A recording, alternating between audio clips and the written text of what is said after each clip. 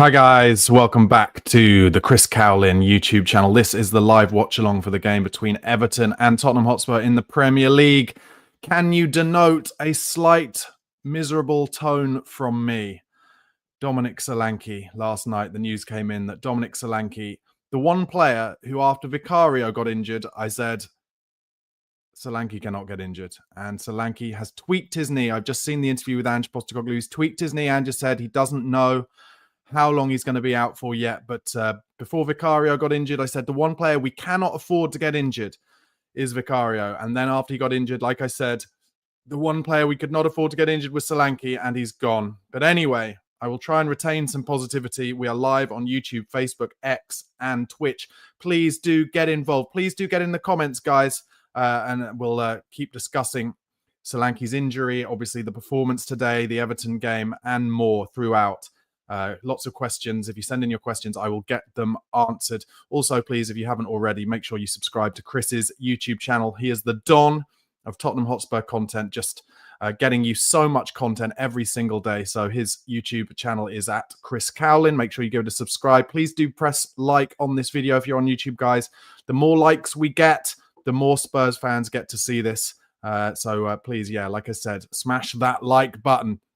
Also, you can see in the bottom left there, I also produce Spurs content and transfers content every day this January.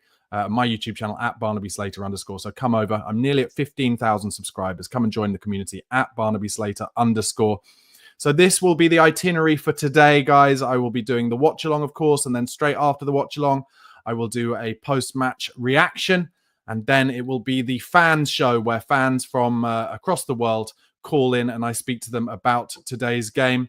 Once that is finished, around about 5 o'clock, Chris will be back with the Spurs Chat podcast. That's at 5 o'clock, and he'll be joined by Ricky Norwood, Craig Dearman, and Luke David. So much Tottenham content for you today. How are you guys feeling about it, though? I have to say, I have to start with my honest, authentic truth. I have such a fear of today's game. It just strikes me that it is going to be a Moyes ball masterclass, 1-0. I have such fear that this is going to be just like the Crystal Palace game, where Palace got their goal, shut up shop, got in our faces, slowed the game down, just tactical foul after tactical foul. And every time that has happened against Spurs this season, we have not been able to deal with it. I hope by saying this early that I'm going to be proven wrong, but we just cannot face those kind of games. We have not been able to do it. And today, I have to say, I'll go into the team news in a minute, but I have to say, with Solanke out, and obviously all of the other injuries we have 10 first-team squad members and first-team players out injured. We just look a little one-paced, incredibly young, especially in central midfield. And I really think David Moyes will be getting at his new charges and saying, if you get in Tottenham Hotspur's faces, if you wind them up, if you annoy them and stop them from playing the kind of football they want to play, then we will score a goal, be it from a set piece or a breakaway or something.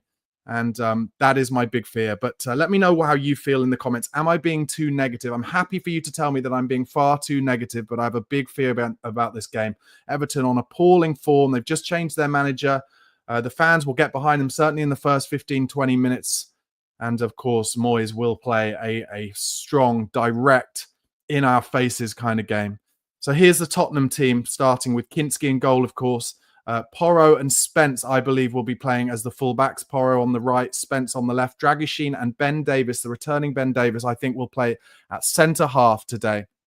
Then the young midfield, as I said, Pape Matar, Archie Gray gets his first start in midfield, and Lucas Bergvall continuing, hopefully, his rich vein of form. And then the front three, very one-paced, in my opinion. James Maddison, Deki Kulusevski, and Son Heung-min, with some debate amongst the pundits on Sky Sports as to who will play in the centre-forward position. We have experimented with Deki Kulusevski playing a false nine. That started back in pre-season, and he has played there a little bit during this season. Whenever Son has played up front, it's felt like, to me, the ball just does not stick to him. So that's what makes me wonder whether maybe Kulusevski may play in the false nine. And if he did, then what would that mean? Sonny on the right and Madders on the left? Or will he just go with what has happened a few times from the start this season, certainly towards the beginning when when Solanke got his first injury after that Leicester game, with Son playing in the centre-forward position. What do you think in the comments, guys? Let me know. I should just say early on, I'm probably on about a 2-minute delay, guys. So if you're watching the game and second screening with me, I really appreciate your support. Thank you so much. Do make sure you press pause on the kickoff on the game until I catch up with you. I really appreciate that. I'll give you the Everton team lineup now. It's Jordan Pickford and then O'Brien, Mikolenko, Tarkowski and Branthwaite. In the back line, then Mangala, Gay, Lindstrom and Decore and Ndai and Dominic Calvert-Lewin. And if I was still a betting man, guys, if I was still a betting man, I would put the bet on 1-0 Everton with Dominic Calvert-Lewin to score the only goal. And you get odds at about 33-1 on that.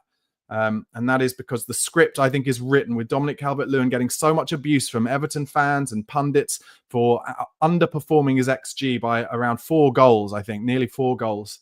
So the script is written for a Moyes ball masterclass with Calvert-Lewin scoring the only goal. And I'm saying it, guys, because I hope by saying it, it proves that I know absolutely nothing about football, and I hope to be proven wrong, and that Tottenham will put in an unbelievable performance in what will be probably their last ever game at Goodison Park, a place down the years where we've had a pretty good record, although I believe, from something I heard on TalkSport yesterday, I believe we haven't won in our last 4 visits, maybe even more, but I don't think we've won in our last 4 visits, something like that. Correct me if I'm wrong. I could well be wrong. On the bench for Everton, Patterson, Keane, Harrison, Virginia, Beto, Young, Begovic, Armstrong, and Sharif. And on the Spurs bench, Austin, Reguilon, Hardy, Ajayi, Olasesi, Min Hyuk, Moore, Richarlison, and Lancashire. So really, the only senior players on the bench for Spurs: Sergio Reguilon, who Tottenham have been trying to get rid of for years, and Richarlison, who is coming back from an injury, and it's clearly too soon for him to start this game. Let me know how you feel in the comments, guys. It's something I brought up a few times. Can it be coincidence that Spurs get so many injuries? I don't think so. I want Ange to stay. I love Ange Postecoglou. I love what he says. I love his man management. But too many injuries, and it's just laughable now. I'm sorry, and you can fight against me in the comments. Tell me how you feel. But Dominic Solanke is so key to this team. Don't make him train the day before a game. Just don't. I'm sorry, wrap him in cotton wool. Just get him from game to game. We're playing 2 games a week at the moment. Just get him from game to game, recovery game. Ange said that he tweaked his knee trying a shot. Don't try any shots. We need him. He's absolutely key. And now he could be out. The first rumours were 6 weeks. So frustrating. Brennan Johnson and Basuma also out. Johnson apparently, Ange said Basuma probably not for too long. Johnson could be longer. I don't know. Maybe Brennan needs a bit of a break. He's looked very tired recently, but we cannot afford to have a subbench as weak as the one I just read out to you, where 7 of the 9 players basically I haven't heard of because I don't follow the academy that stringently. Porro plays again, Decky plays again, Son plays again, all of whom have looked fatigued recently. So just a lot of problematic stuff going on, and yeah, very frustrating. Don't forget, guys, just as the game is about to start on my screen, I'm probably about 1.5 minutes or 2 minutes delayed, so make sure you wait around for me. I really appreciate it. Ben Davis is back. Obviously, that is a positive. You know, I can only hope, the positive that I hope for is, can this be like the Pochettino Aston Villa game where he kind of went with the kids and we've got Gray, Sarr and Bergvall in midfield? But I'm going to say about Archie Gray in advance, yes, he's been excellent for Spurs this season. I love him. He's a Rolls Royce. But this is the first time we're going to see him starting a game where he has to play facing his own goal a lot, coming to get the ball off his backline, off Kinski. And I've really liked Archie Gray when he's had the whole pitch in front of him. So when he plays fullback or when he's been playing centre-back. And of course, his experience is mostly playing centre midfield. It is his position. So everybody on social media is very excited to see it. And I understand that. But it's going to be a different kind of game. Facing it, trying to get the ball on the half turn, hopefully. We're going to see whether Archie Gray can really take it on the half turn, whether he feels confident enough to do that at his age in this team. I hope it goes well. I hope he does, but we're piling the pressure on him now to play in central midfield in this team. And I hope he takes to it as well as he's taken to playing centre-back. Okay, guys, the match is just about to start. I've said how I feel. I hope I'm proven wrong. Really appreciate all your support, guys. Let's just hope that Tottenham can put in a performance here under the most unbelievable adversity. And the game kicks off and it goes straight back to Jordan Pickford. Everton shooting from right to left, and it looks like Sonny is going to start in the centre forward role. Pickford, of course, goes long. Calvert-Lewin wins the first flick on, not a surprise. And Everton straight away just going high. And they chip one over the back, and that should go off for a goal kick, and does. I'll just do a couple of early comments. Sean says, can't blame the coach for the injuries, but he's in charge of the training, Sean. He's in charge of the training, and he talks about relentlessness, and clearly the training drills are relentless. Sean says, have to train to avoid injury. Yeah, but on the day before a game, I think you'll find a lot of teams who play 2 games a week actually don't do a lot of training. They just do recovery. So, I don't know. Anyway, Kinski with the ball out to Dragishin. Gets an early ball out to Archie Gray. It looks like actually Gray might be playing right back. Is that right? No, maybe he just got ahead. That's interesting. Let's have a look at this. Pedro Porro might be playing right. Yeah, Pedro Porro is playing on the wing by the looks of things. With Archie Gray playing right back. That is not what we expected. Okay, Archie Gray looking confident there. Gets it back to Dragishin. Okay, so Gray playing right back. Ben Davis is playing centre back. Spence left back as expected. Gets an early touch of the ball. Keeps it on under pressure. Gives it into Sarr, who goes backwards to Davis, who goes backwards to Kinski, who's got the press being put on him, but he gets it comfortably out to Radu Dragishin. Archie Gray looks to make him a move. Good ball from Dragishin into Son, who doesn't hold it up. And then Archie Gray himself gives away a free kick in midfield. And straight away we see how we're going to miss Solanke with Son's inability to hold it up in midfield.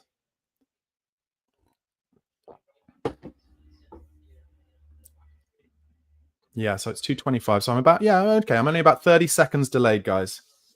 And Everton have an early free kick in Spurs' half here, and that is exactly what they'll be looking for all game. The opportunity to put us under pressure from set pieces. Branthwaite is going to take it. They're going to hit it towards the back stick, but just outside of the box. They win the first ball, and then Sarr clears the second one. Not a great clearance, though, so it comes back to Everton with Mikolenko on the left. He's forced to turn away. Decky puts him under a bit of pressure, and Everton forced to kick the ball out. So let me know in the comments, guys, how do you feel about Archie Gray starting right back with Pedro Porro in right midfield? Or right in the forward line. So Kulusevski, it looks like, is playing. Oh, and Archie Gray's given away another foul there. Kulusevski, I guess, is playing in central midfield alongside Bergvall and Sarr. Spurs try to put the press on now with Maddison. And they've won it high here, Spurs. This is good from Jed Spence. And if he passes it to Son, chance for Son at the near post, but it's well cleared. It's a corner.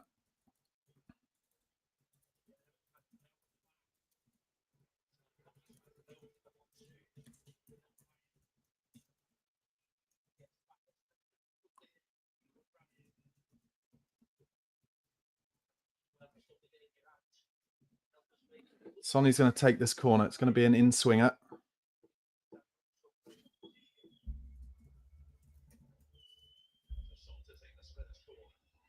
Here it comes, near post. Oh, Ben Davies nearly got on the end of that, but it's cleared straight to an Everton player as well. But Spurs have them under pressure here. And they've won it high again, but Everton... Great tackle there from Lucas Bergvall. And then he pops it in down the line towards Decky, who's going to try and see it off a corner. Doesn't manage it. Lindstrom manages to get it out for a throw. Decky just looked a little bit laissez-faire there. Spence is going to take the throw. That was good from Bergvall, though. Lovely tackle.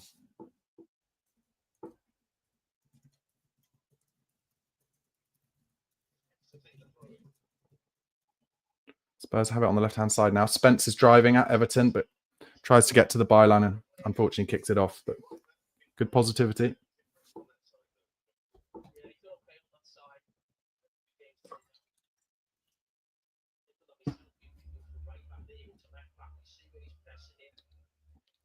Spurs pressing Everton high, and Everton get a ball down the channel and keep it well in midfield there. It's good stuff.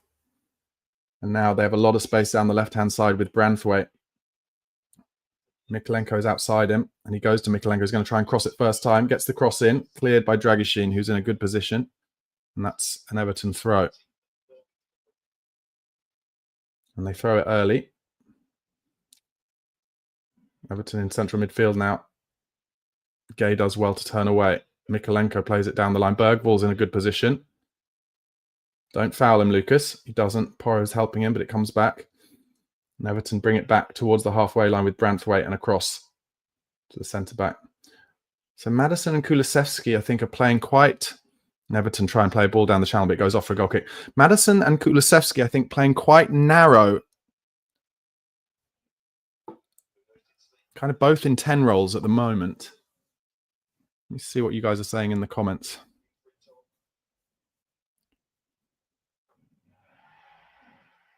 Gardu saying it does look like it could be 3-4-3.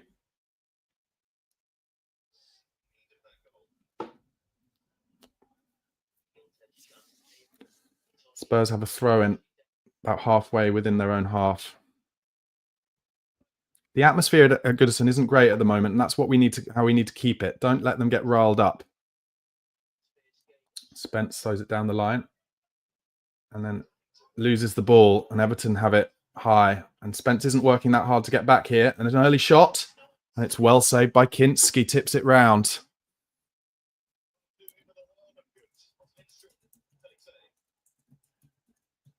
And the fans getting behind them now. It's heading into the corner. It's a good save from Kinski.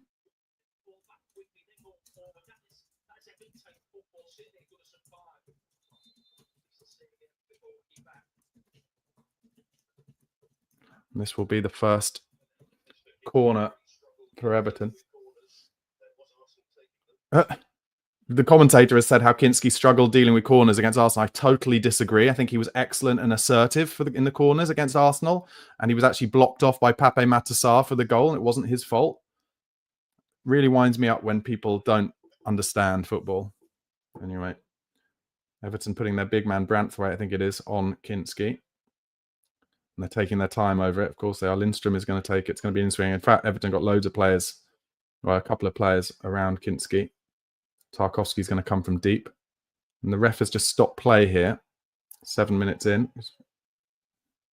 And they've got a communication problem with the VAR, so I'll come into the comments. Nick Knack, thank you for your comment. Says, I know Angie's all-out attack every game, but makes sense against a team like Everton who draw 0-0 every week. Phil C says, Everton pressing us at every opportunity, something we've seen time and time again. And Doug Hill agrees with me. We need to keep Everton supporters quiet as long as possible. Yeah. Completely agree. Scott Rizal loves Spence, but would prefer him on the right. I think we all would, yeah.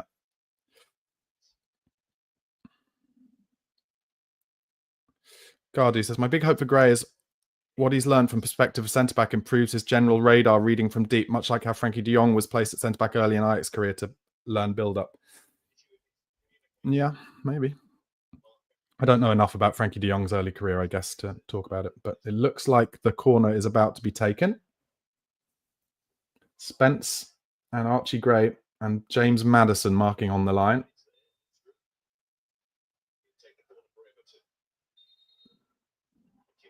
And I think I can hear some "We want Levy out" chants from the Spurs fans. And the referee getting involved again.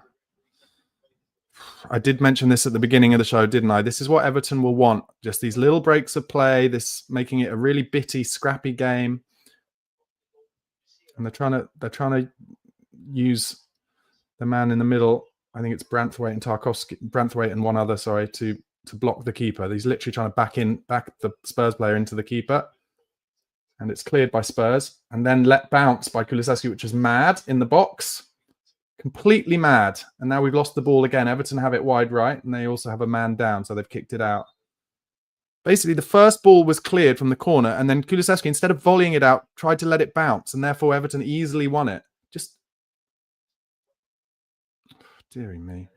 There's O'Brien, who's on the floor injured. He's a big old guy, O'Brien. Looks injured to me. Sorry, looks winded to me, not injured. Anyway, he's got back up now.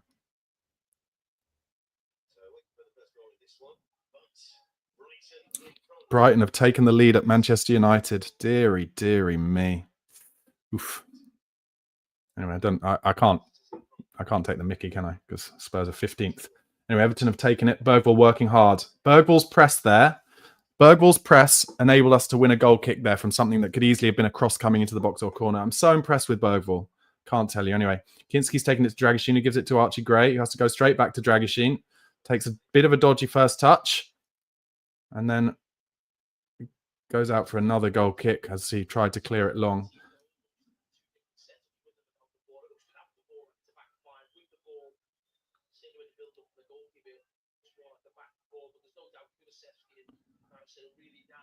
So Kinski now tries a dinked ball into presumably Son, which he has no chance of winning, but it drops down to Madders. His first touch is good, actually. And Spurs keep the ball in midfield. That was better.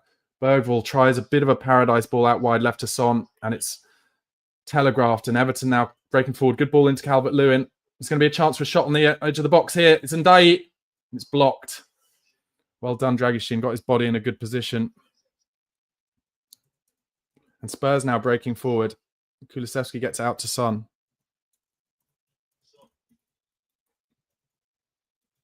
But it slows up. And frankly, at the moment, it looks like two teams pretty devoid of confidence. 11 minutes gone. Davis out wide to Maddison, who's in a weird little kind of left-hand side half space at the moment. And he just has to pass it across to Dragoshin. So actually, it looks like when we've got the ball, we're playing with a kind of three at the back with Gray, Davis, Gray, Dragoshin in the middle, and then Davis.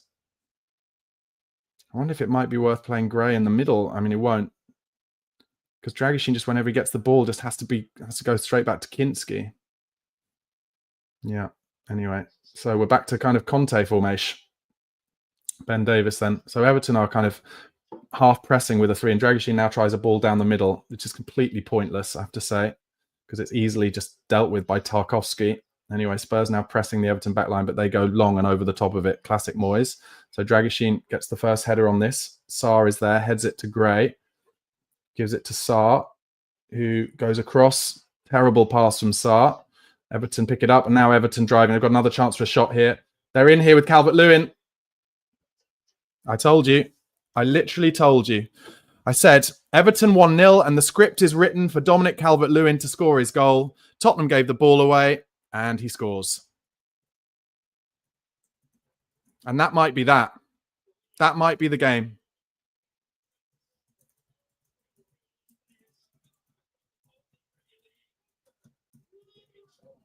Dr. Tottenham. Dr. Tottenham will see you, Dominic Calvert-Lewin.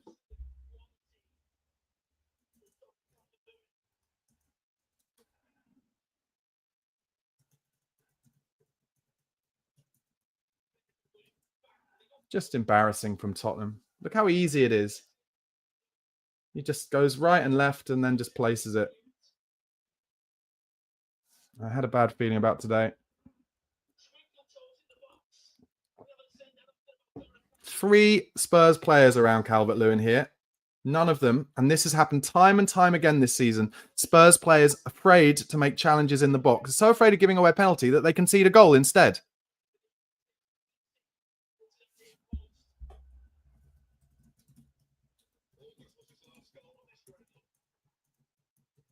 And now the fans are behind Everton.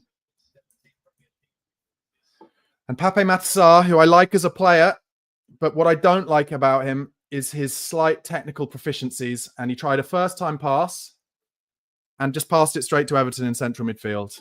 And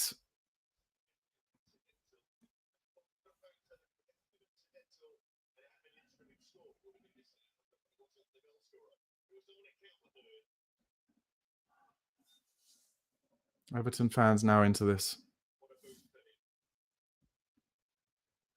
Just embarrassing being a Tottenham fan at the moment. I know we've got injuries, but it's just embarrassing. And now that Solanke's out as well, I'm sorry, now Solanke's out. I thought we were going to beat Liverpool in the 2-legged semi-final, but we've got no chance. We don't have anyone to hold the ball up in the final third at Anfield. We've got absolutely no chance.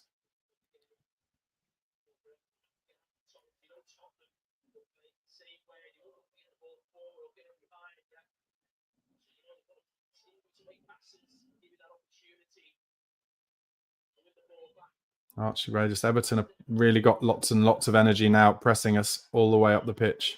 And Archie Gray's forced to lose it for a throw-in, and the Everton fans are behind them. And before the game, I was sure that they'd find a way to win this game 1-0, but now actually with the fans behind them and an early goal, they might win 3-0.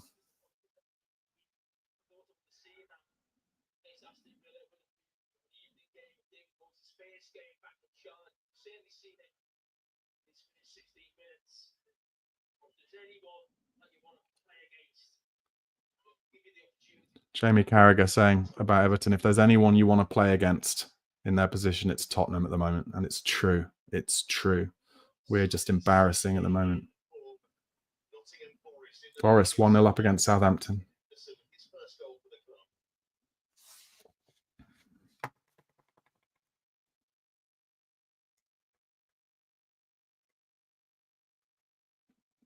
I'm buffering, I'm afraid, guys.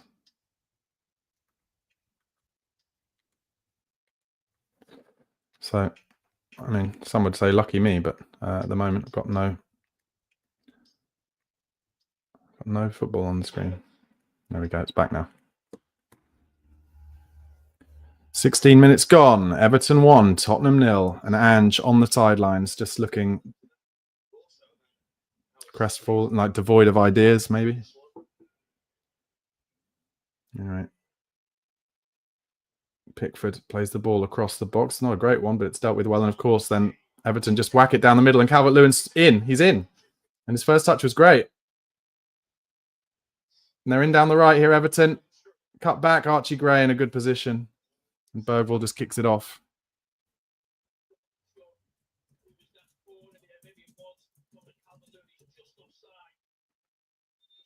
Yeah, he was offside, actually.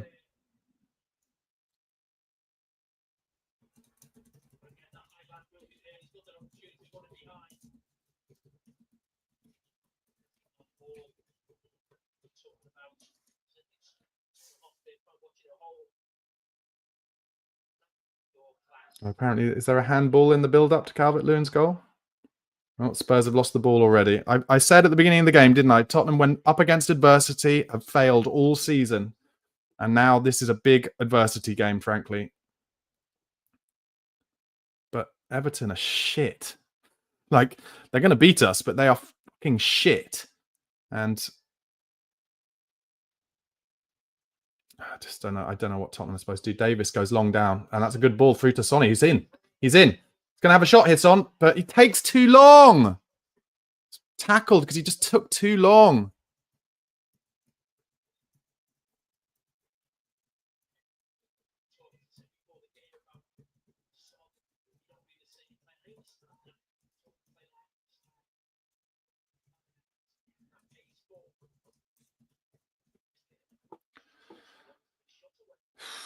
Bergvall back to Davis. Back to Bergvall, and just in Everton's half now. Everton just sitting off us, of course, and they'll just get bodies in the way all day. Dragichin. Everton have had 3 shots. Spurs have had none. Oh, an attempted ball in behind for Maddison, who made a run there by Dragichin, but easily claimed by Pickford. He throws it out early. And they're in down the right here, Everton. Ben Davis has got a good position. He sees it out.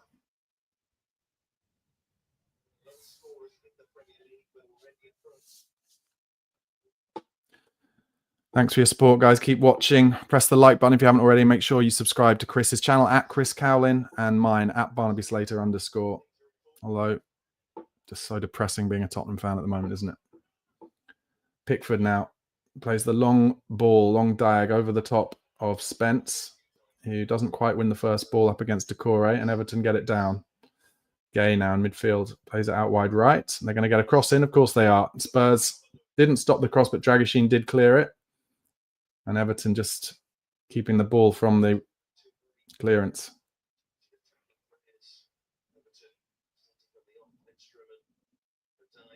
Now they play a big diag straight and die, but he's got no one behind him. He tried to flick it on. Porro now. Porro plays the ball down the line to Kulusevski. He has to keep it here. He can't lose it. He does well.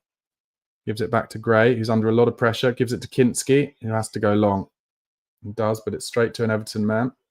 Man on, Lucas Bergvall. You let it bounce. Probably shouldn't. Sarr helps him out. Flicks it over to Madders, who gets it to Decky. And that's good, actually. And Decky comes right to Porro.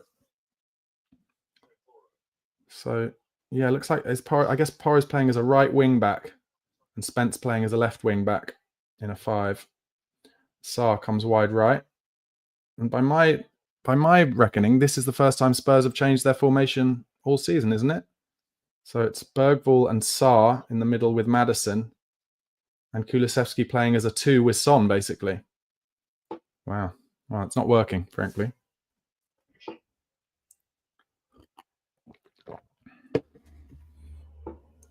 Davis under pressure. Good stuff there. Davis into Maddison. Davis has continued his run. And Son, I'll tell you what, he looks offside, Spence, but it's a corner to Spurs. Decent play down the left, started by Ben Davis. He's remembering his old days from Conte ball.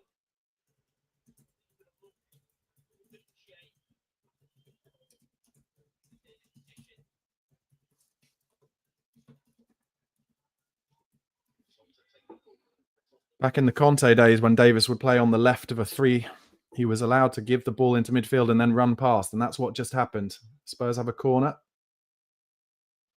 We do not have the biggest team, though, do we? It's an in-swinger from Son. And it's deep. Keeper should get this. Oh, and he nearly lets it over him. But he doesn't. He gets enough on it. And that is a throw to Spurs. He does it early to Porro, Dragishin. Needs an option now. Porro comes back into central midfield with Davis, who gets it out wide to Spence. He beats Calvert-Lewin, or tries to. He's got to give it inside to Decky. Does so. Beautiful stuff from Decky. Flicks it onto Spence. He might have a dig here. Oh, and his shot is blocked. He gets a little touch on the rebound. Then Gray has to slide in, and Bergvall helps out. Decky now on the inside right. That was good stuff between Spence and Kulusevski. Porro. That's another corner for Spurs.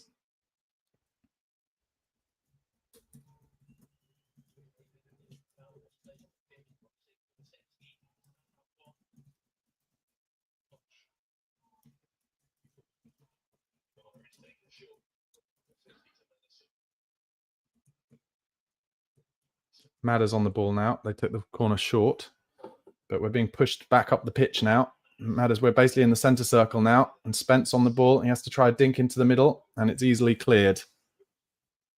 And actually, it looked like Everton might be away on the transition there, but thankfully it went off the pitch. 22 minutes gone. A couple of shots blocked from Spurs, but obviously against a deep team, very little chance of us getting in behind them, except for the one time through Son.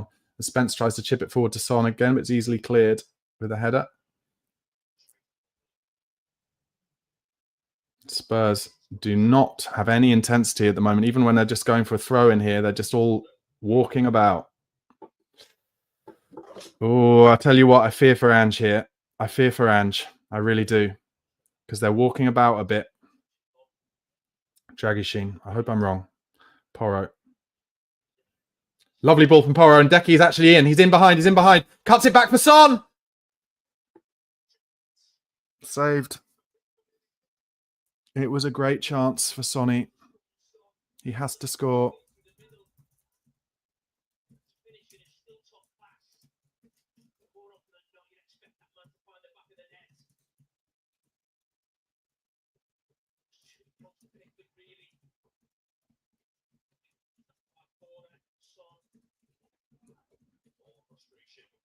And I'm afraid that shows Sonny's poor form, because that is his absolute bread and butter.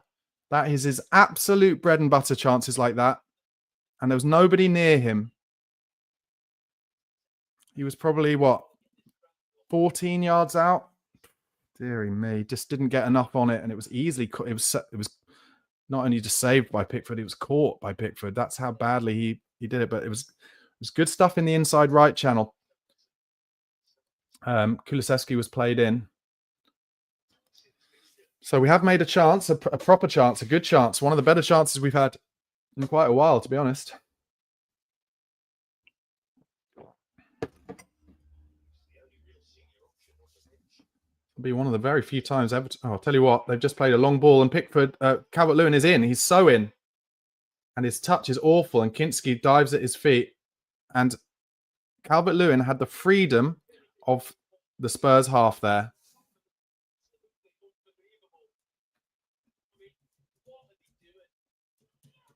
And Carragher properly slagging Spurs off, and rightly so, I'd say.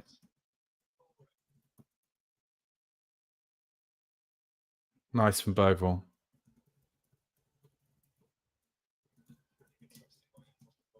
And at the moment, this is two teams that are not very good fighting it out. Kinski forced to go long. Kinski did pretty well to dive at his feet there. Calvert-Lewin, who was just completely in, and Madders has just made an unnecessary foul in midfield.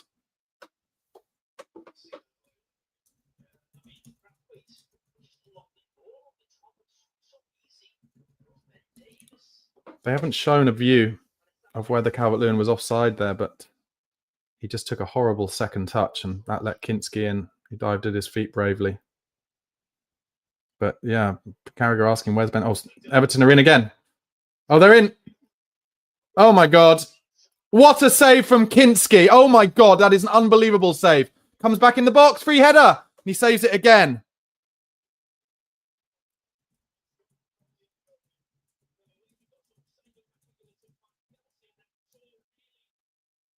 This is the worst defending from Spurs I've seen.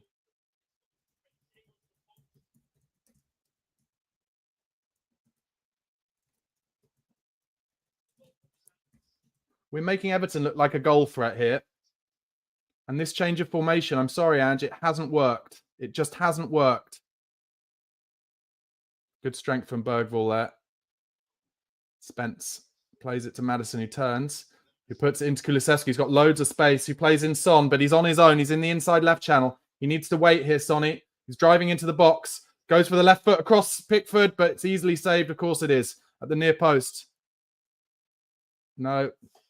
Penalty. A dive on the floor from Son, but penalty not given. And now Everton have the big bar. It's the basketball game, which you cannot believe against a Moyes team, can you? You cannot believe it. And the cross comes in, and it's well blocked by Sarr.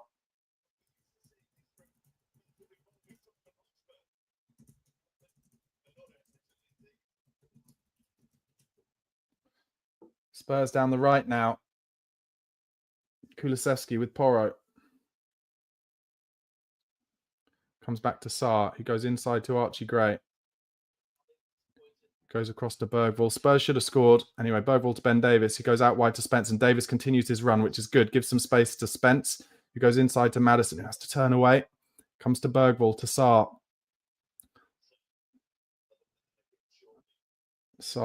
And basically, there was a, Sonny got a push in the back there where anywhere else on the pitch it would have been given as a pen, but you don't get given those as penalties in the Premier League, and it definitely wouldn't get turned over.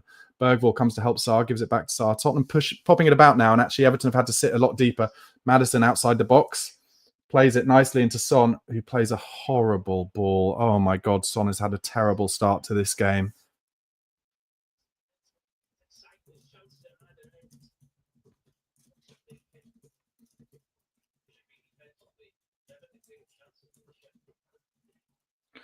Jamie Carragher just saying on co-coms, how bad do you have to be defensively when Everton are making chances against you? Spence called offside and shouldn't be. And Sonny's complaining about how it should be a penalty. It's as simple as this. Sonny's got the ball. He's pushed in the back by Branthwaite.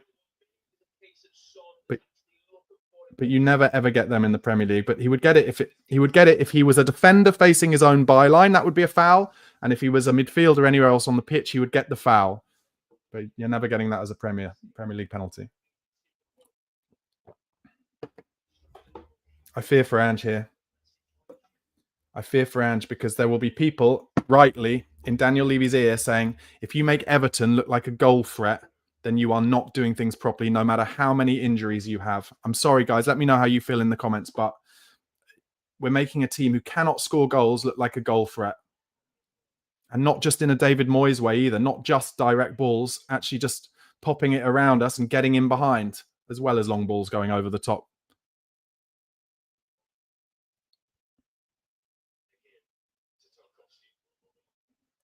Oof, tell you what, Tarkowski just played a brave ball across his box. Sarr putting the press on, and Everton have broken through our midfield so easily, and Ndai is running at us now. He's in, and he scored. Oh my God, I was laughing during the... I think Ange is going to go, guys. I think this is Postecoglou. I think this is the end for him today.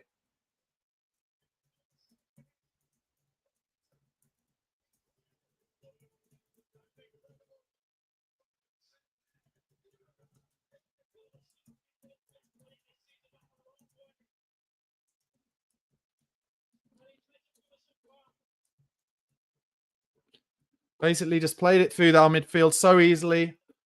And Dye then is just running at our back line. Dragoshin is there, but is just beaten easily with a double step over or a single step over, and then he puts it into the roof of the net.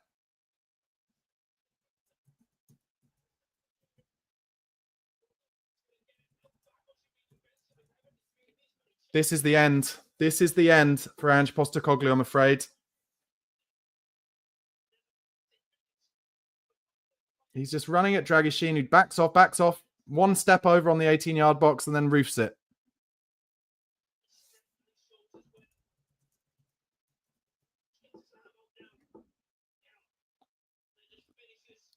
This is a player who's just like a... And Dye just lets him out muscle him as well as with some pace. Moyes now on the halfway line, on being shown on the touchline, just looking ecstatic. It's like, you haven't had to do anything, mate, playing against such a poor team. Anyway, Ben Davies now gets out wide to Jed Spence.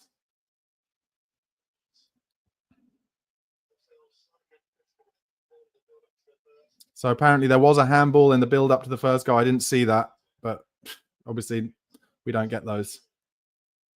Now the Everton fans are loving this. It's the end for Ange, this, I'm telling you. Comes back to Kinski.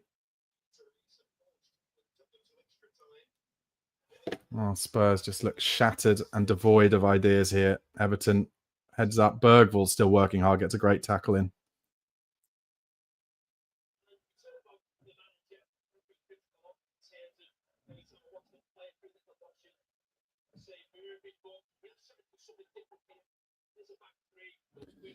And Jamie Carragher on CoCom's just talking about how he's done it differently by going to back three. I think that's going to hurt Ange even more now, because now he can't anymore say, I stick to my principles. You know, I mean, you can change shape, but it's just not working. It's just not working. It's just embarrassing. And the players look like they've lost respect for Ange for him changing the formation. Anyway, Maddison get on the ball in the number 10 position for the first time pretty much in the game. And he plays the ball out wide to Porro. Goes inside to Kulusevski, who's tackled too easily. Comes back to Archie Gray.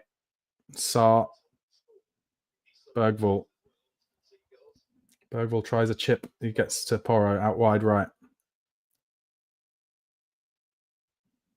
Kulusevski outside the box. He's got no one in the box because Solanke's injured, obviously. So he drives at the box, gives it to Bergvall, who has a dig over the bar. Worth a go, why not?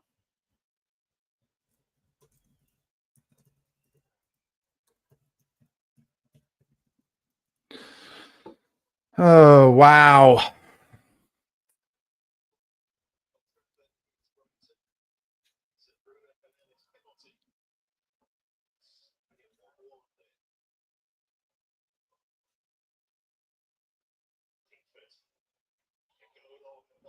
Everton now driving at us with Ndiaye.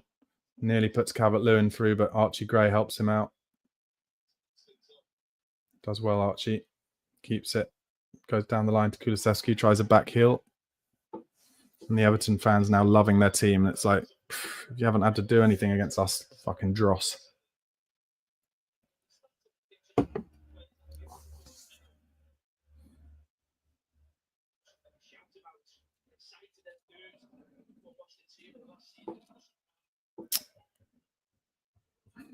I don't know. I don't know what we do. I don't know where we go from here, guys.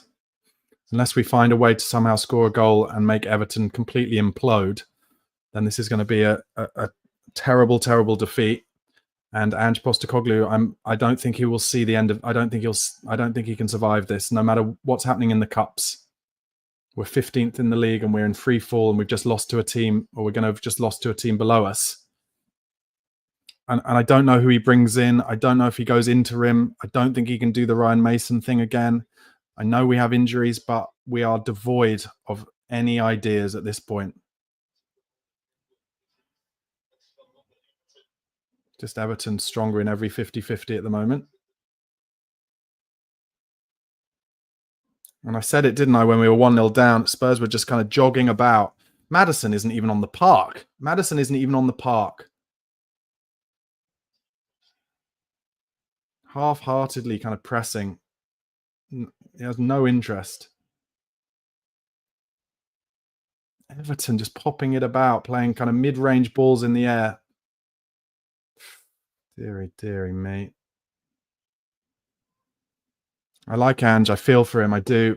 But, and I've said it and I'll keep saying it, it cannot be a coincidence that all these injuries are happening under him. It can't be. The training is too relentless. I don't know. I'm not there, obviously, but so many hamstring injuries. Nobody else is getting that many hamstring injuries.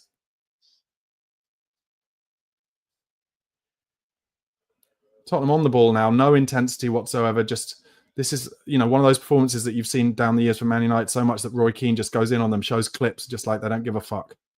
And that's what's happening today. I think they've lost respect for Ange today. This is the first time where I've seen them and they're like, oh, no. So depressing. So depressing. I'm begging for them to prove me wrong, to get a goal and then an equaliser and then a winner, but it is not going to happen, guys. They are devoid of ideas. Now that they don't have an extra man in midfield, they do not know what to do.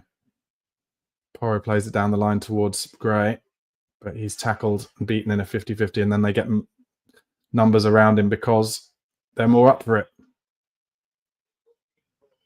Kulusevski gives away a foul.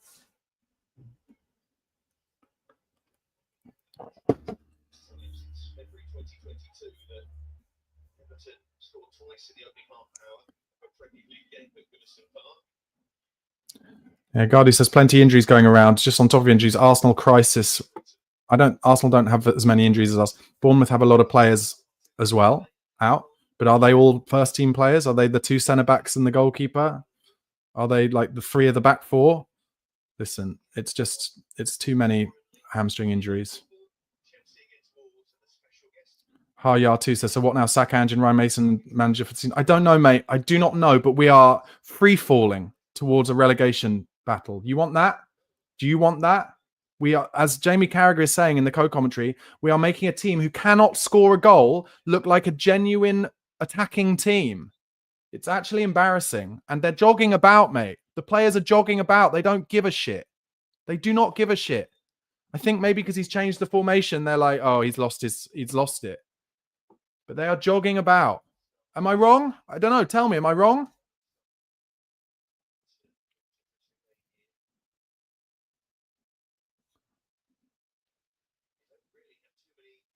Maestro says, I'm sorry, but 15th in the league is not good enough. Matt Rich says, we just can't carry on like this. David Ello says, you're idiots. Until we get everyone back, stop being little bitches. Really? This is Tottenham Hotspur, mate. We're 15th in the league. What? We wait till we're 20th in the league? Deary me. Honestly.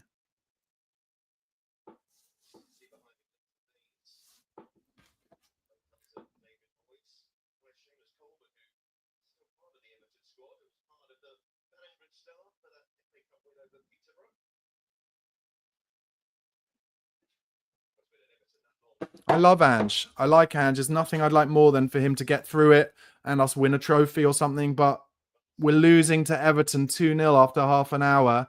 We cannot defend to save our life. 3 defenders around Cavalier and just let him dance like he's fucking Messi.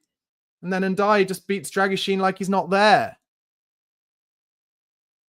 A team who haven't scored in like 5 of the last 7 games who are absolute dog shit. It's over, mate. And I saw before the game on social media, Scott Munn, Donna, whatever, Cullen, and Daniel Levy were on the team coach getting out of Goodison. So they're there. But what are they doing on the team coach? Stay away from the team. Like, honestly, I'm sure it's just from the hotel to the game, but just leave the team alone. You're business people. Fuck off. Spurs try and play it into the Everton box, but it's a poor ball. Calvert-Lewin, who we're making look like an absolute god, the worst performing striker from XG. Oh, and the ref gives a push against Bergvall, and it's like absolute laughable. He's not going to book him, surely. Oh my God, he's booked Bergvall for that.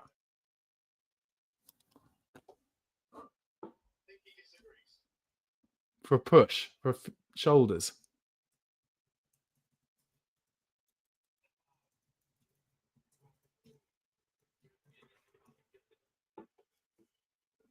Deary me.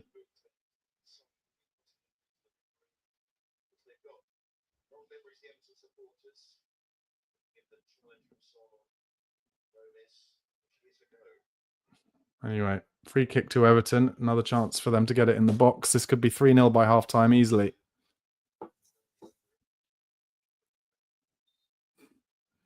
Seen this so many times. Cleared at the front post by Porro. Son gets ahead on the second one, but Everton get it back with Gay to Mikolenko.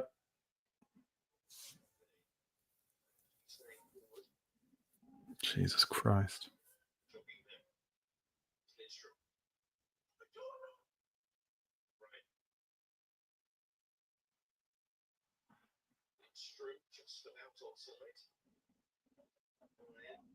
Apologies. The reason I'm not talking is because we're just so bad. So bad.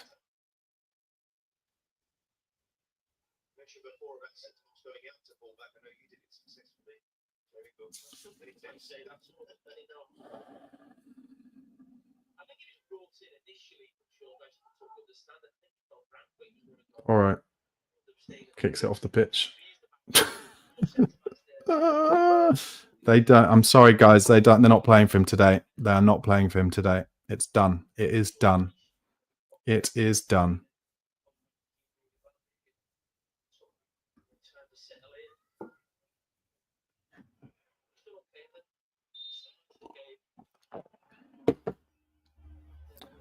Calvert-Lewin just elbowed Dragoshin in the head and he gets a booking.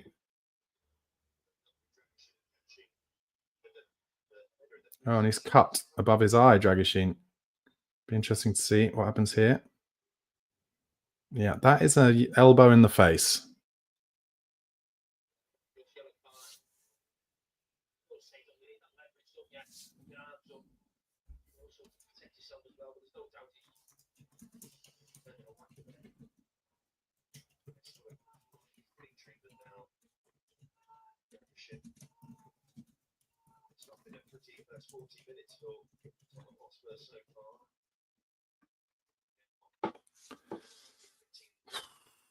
Guys, thank you for your support watching this. Do press like on the video. Make sure you subscribe to Chris's channel at Chris Cowlin. Ange is a dead man walking on the sidelines. They're just showing him there. Dragoshin is still down. They're dealing with his cut.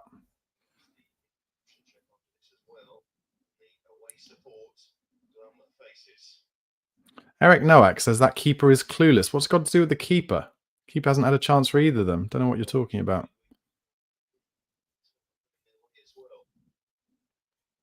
Robert Kent says not only injuries, why have so many players got worse under Ange? Arguable. Aussie 1976 says should have been fired after the Ipswich game. Juan Vo says what subs can he do? Like none. And now they've cut to Daniel Levy.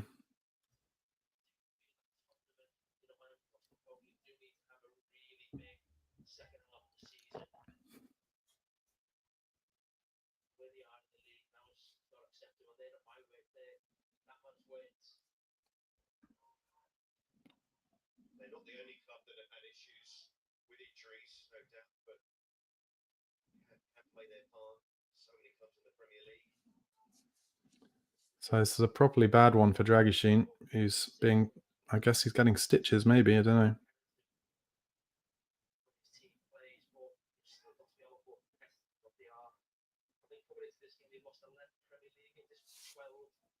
This will be our 12th Premier League defeat of the season. Pete Northern Ireland asks an interesting question. Who wants to manage this club? Who would want to? It's a difficult, certainly it would be difficult to see someone want to at the moment.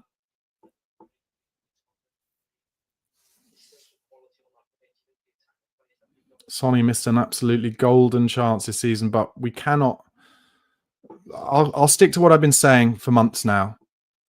Ange cannot get his best team on the pitch, and he didn't last season either. And if you can't get your best 11 on the pitch regularly, then you've got no chance of winning games.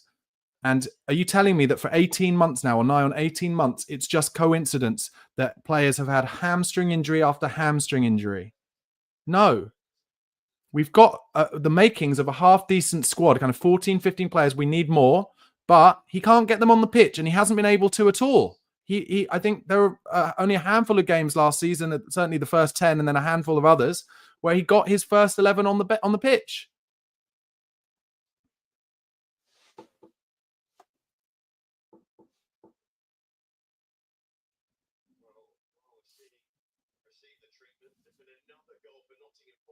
Forest are 3-0 up against Southampton. They're going to go second in the league.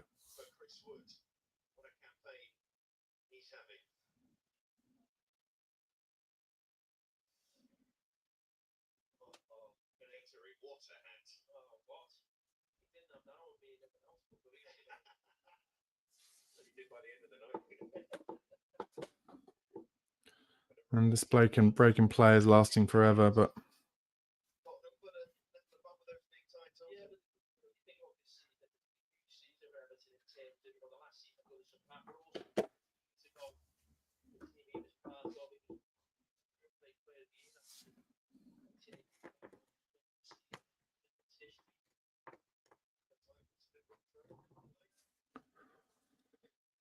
David L, you can't evaluate us until Feb. Mate, what makes you think we're going to get all our players on the pitch in February? We'll get another injury. We just got Solanke injured. The one player we couldn't afford to get injured after Vicario. No, he's not going to be able to get his team on the pitch, so we will be bad.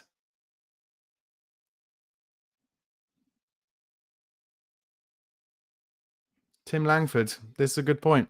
Agreed, injuries are a massive problem, but this starting 11 should be able to beat Everton. There's no desire. He's right. There's no desire today. This is the first time where I'm so sure they're not playing for him today. I think because, I could be wrong, but I think because he's chosen to change the formation, they're suddenly like, oh, you're panicking, mate. And they're not going to do it. They don't give a fuck today. Tell me if I'm wrong. Yeah, Scott Rozelle says Edin Terzic. Well, look, Edin Terzic was apparently waiting he's obviously been talked to, if his agent is anything to be believed. But from what I read from a lot of people, he is not that. I mean, I guess he'll get us defending a bit more, but I don't know, whatever. But we're 15th, mate, and we're losing to Everton 2-0. Bergvall now. The game started. Bergvall breaking down the left. He's the only player who seems like he wants it. Cuts inside. Gives it to Sarr. Rolls it outside to Porro. Kulusevski makes a run for him, so Porro comes inside. But of course, what Everton are doing, as many teams have done against us, even when we had Solanke on the pitch so we could get crosses in, but we can't today, is just play the width of the 18-yard box, sit deep and say, if you can get through 10 bodies, you'll have done well. Oh, and Bergvall there, just as I've been waxing lyrical about him, gives it away, and Ndiaye comes forward.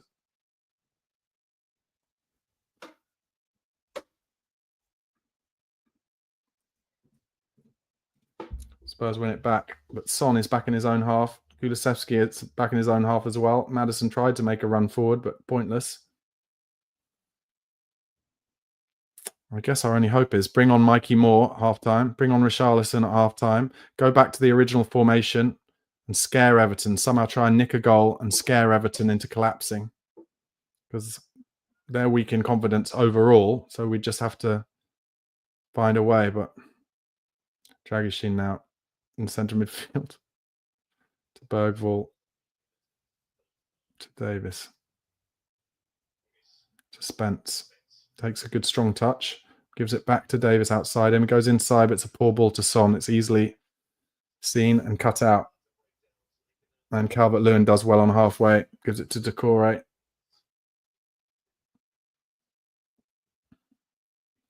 Everton down the left now with Mikolenko. And they're just popping it about, Everton. Spurs are just jogging around. Maddison isn't even jogging around, doesn't give a fuck, honestly. Honestly, James Maddison, I think for a while he's not been getting on with Postecoglou, and now he's just throwing in an absolute stinker just to say, get fucked, mate. He's literally just jogging around aimlessly. Spence gives away a foul.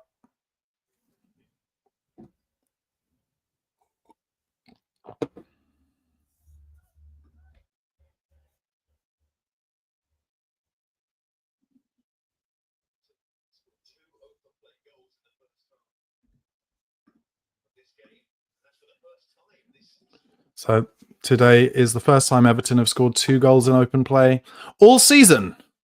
Well done, Tottenham Hotspur. Joke club, absolute laughing stock.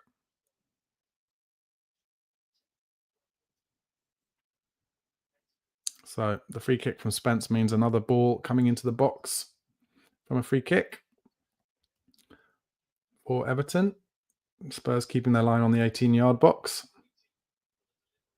Here it comes. Free header. Kinski saves it at the near post. Should have been 3.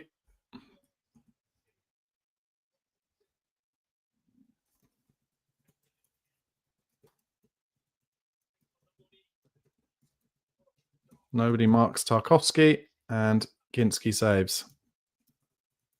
Straight at him, to be fair, but he's in the right position. Another corner then for Everton.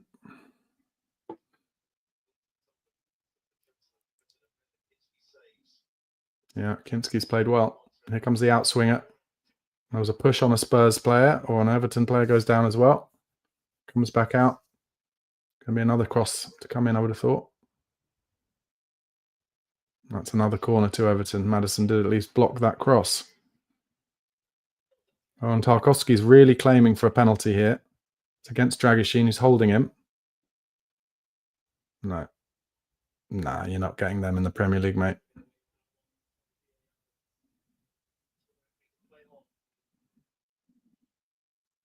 Here comes the next corner.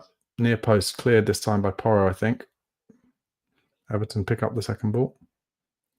Comes the next cross. It's deep, and Tarkowski's free at the back post. That should be 3, and is. 3-0 to Everton. Archie Gray on goal.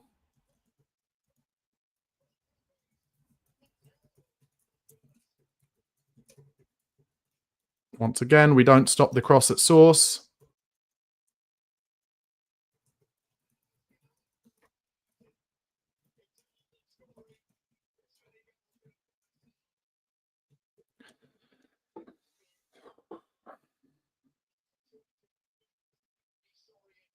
This is honestly the worst. This is as bad as I can remember it. Corner was cleared. Everton just recycle it very simply. And then just play a big old cross to the back stick where Tarkowski wins it. Should be scored at the near post. Flicked on. And is it Gray or is it Dragoshin with the OG? Yeah, it's Gray. It's unlucky for Gray. Everton 3, Tottenham 0 at half-time.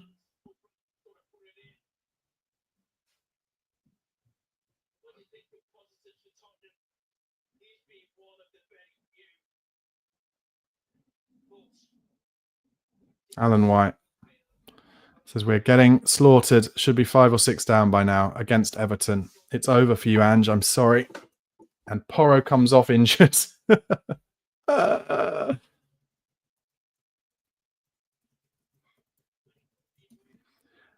I've been saying it for a long time about Spurs and Ange. It reminds me of when Marcelo Bielsa was at Leeds, and it was amazing to watch. It really was amazing to watch, but it was not sustainable in the Premier League. And in the end, with heavy hearts, I think Leeds had to let him go. And Leeds fans, although they didn't want it, I think they knew it had to happen. And I don't know where Ange goes from here. I really don't. And I think we will get the usual tweet tonight, probably, if not in the morning, saying that Ange Postecoglou has been relieved of his duties. And I have to say, if I was Tottenham Hotspur Football Club, I would be on the phone to Maurizio Pochettino, and I'd say, please, God, just don't do this stupid American national team job. Come back. Spence tries to get it down the line to Kulusevski.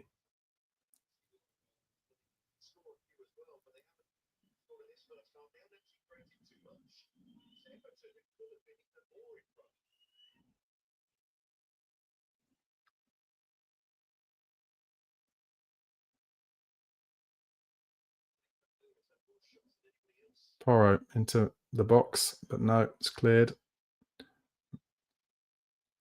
And that's half time.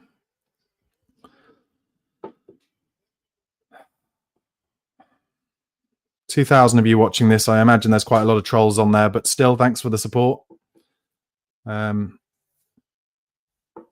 We've made a team who are just so bad look like an attacking force.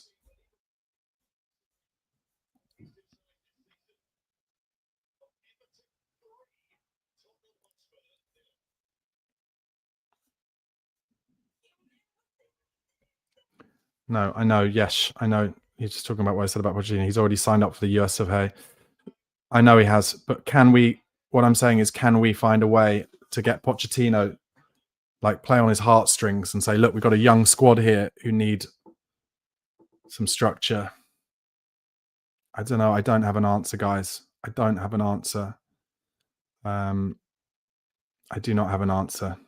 The thing that people forget about Conte is Conte was in 4th place when he lost his job or he resigned or whatever, whatever they ended up doing. We're in 15th. We're in 15th, and this is not sustainable. And I think the fact that Ange has changed his formation today is counting against him. It's almost like you're panicking, mate. And yes, we've had another injury, but you're panicking. This is way worse than Mikel Arteta was for the first 2 seasons at Arsenal. They were in 8th and 8th. We're in 15th.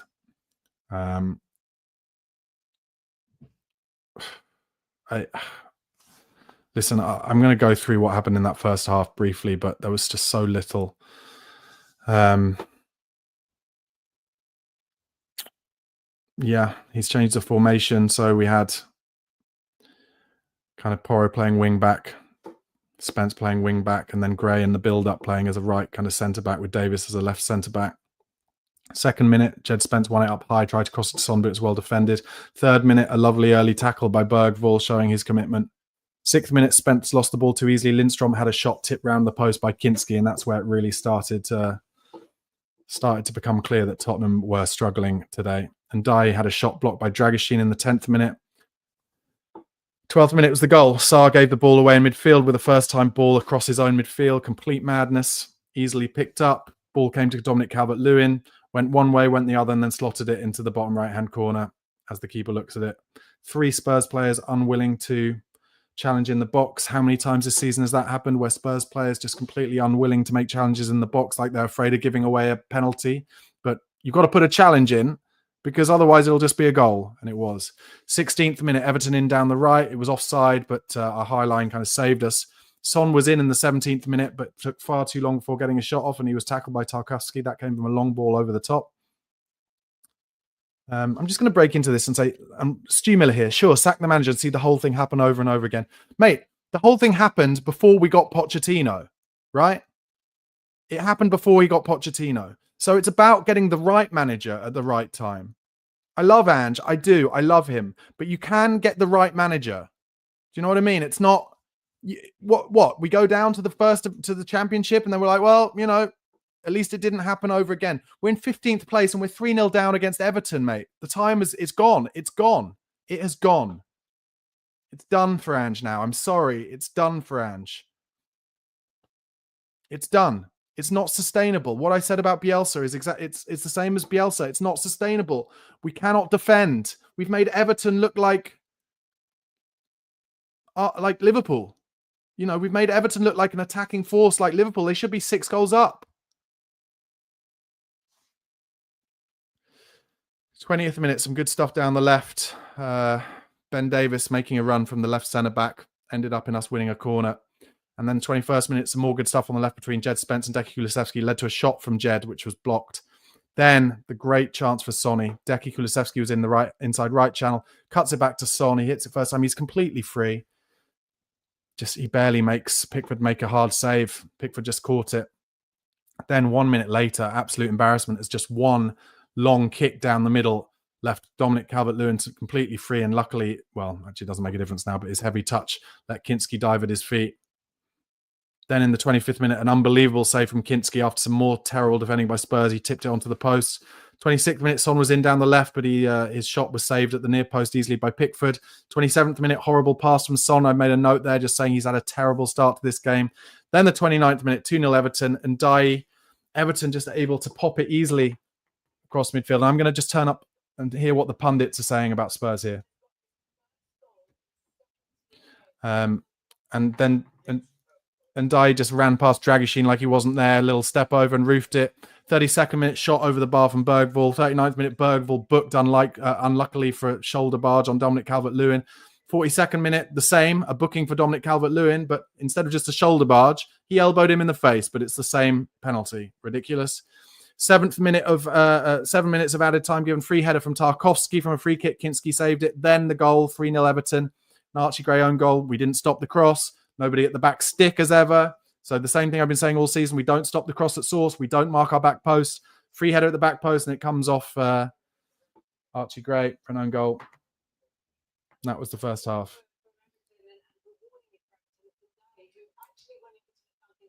Just the ease with which Everton got through our non-existent midfield.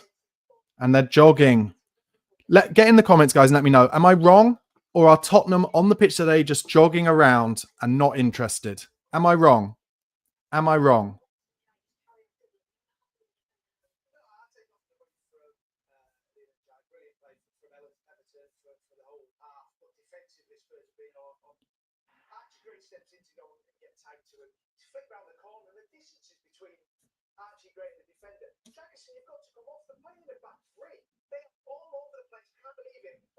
Michael Dawson saying how Tottenham are just all over the place, not doing one thing or the other in terms of the high line that we would play with the back four, and then with the back three Dragoshin being too deep at times.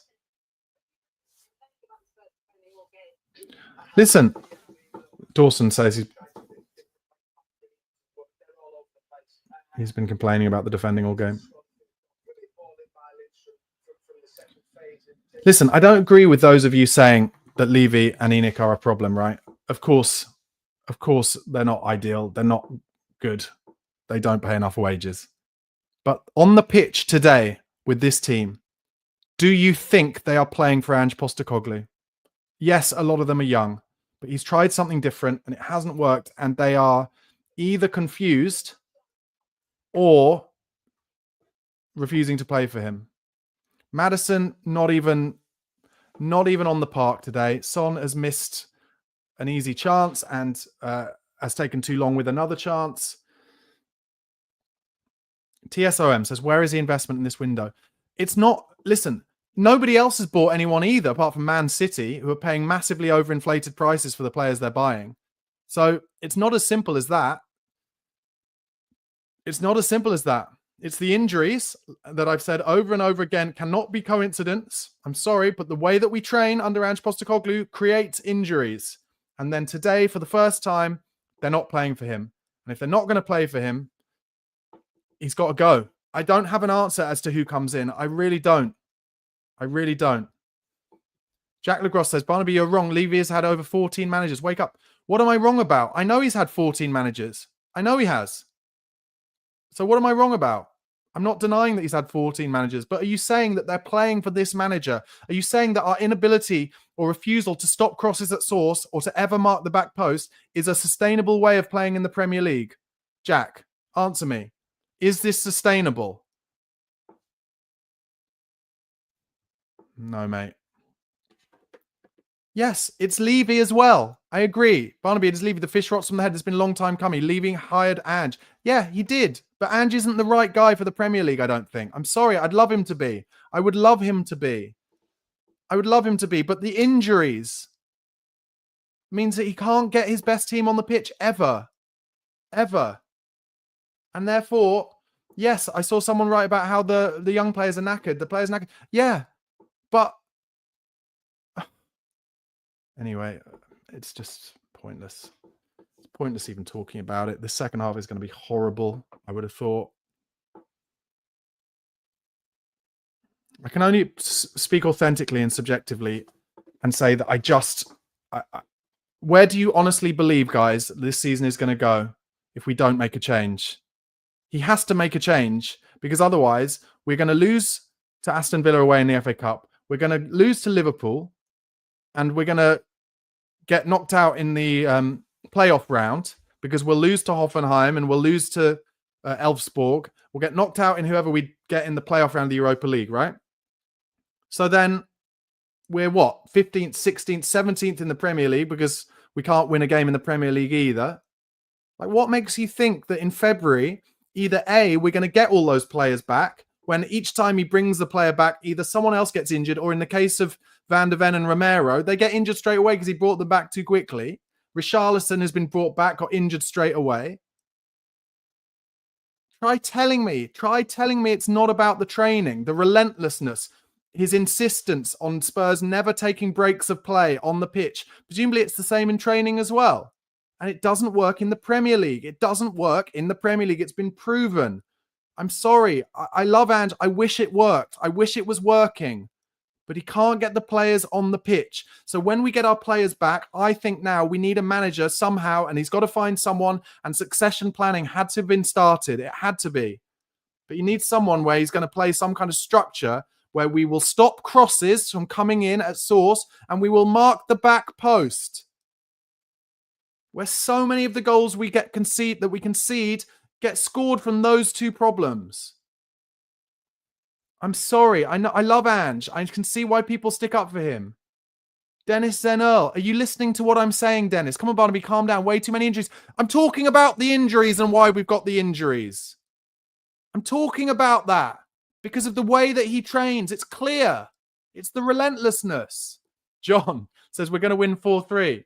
Well, I'll tell you now, if we win 4-3, I will still be saying the same stuff. I'm sorry, but I will. I will still say the same stuff because it's unsustainable. It's like Marcelo Bielsa. Talk to Leeds fans about Marcelo Bielsa. Reese Rigg says it's not clear. You have no idea. I give up, guys. Whatever. Everybody's allowed their own opinion, but this is mine, and I'm allowed it.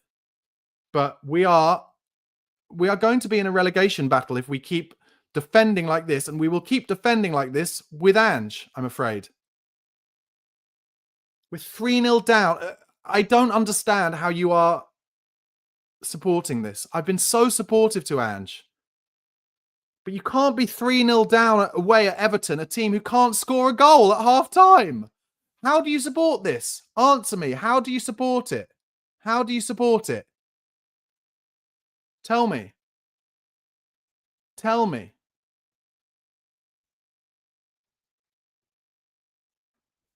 SS, don't turn on him now, Barnaby. Give him the season, bring in Areola next summer. I'm not turning on him as a bloke. I'm not turning on him in terms of what he's achieved. I'm turning on him on the basis that he can't get the team out on the pitch.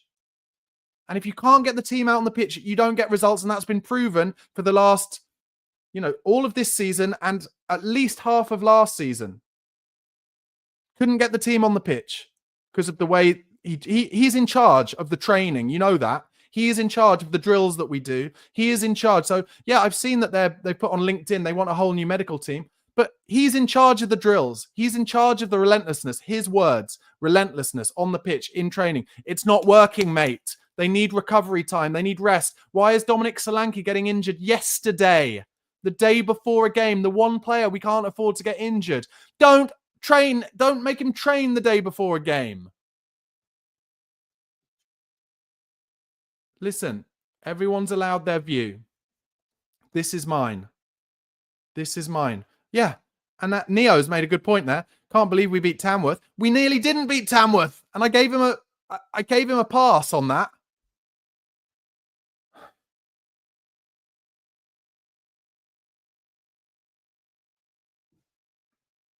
Dan Gizzy, thanks for your message. You're absolutely right, Barnaby. We should be losing 6-0. And if we keep going on like this, we'll be going down. We can't defend. Ange said he doesn't train players to defend. I like Ange. I'm sorry. I do, but... and... Yes, Levy and Enoch aren't good. They're not great. They don't pay enough wages, blah, blah, blah. They're good at, building stuff. They're good at the business side. And yes, we all wish that they would just all pay 300 grand a week for players, right? We do. And I wish they would too. But there is a disconnect between that problem and the on the pitch problem now.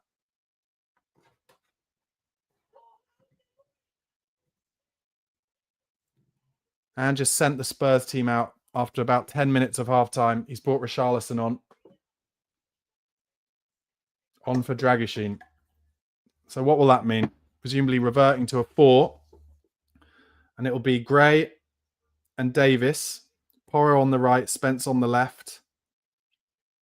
Bergvall, Sarr, and Maddison. And then Kulusevski on the right. Son in the middle. Anyway, the game's about to start again.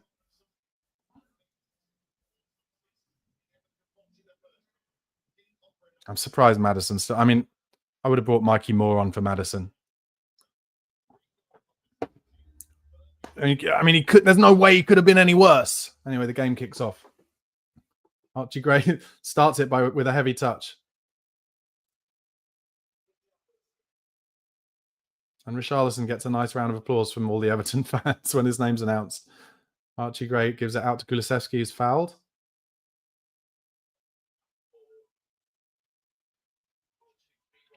So he's gone back to the 4-3-3, right? Which is the right decision. But why did he have to wait till half-time when we could all see from basically the first 10 minutes of the game that it wasn't working with the 3 at the back?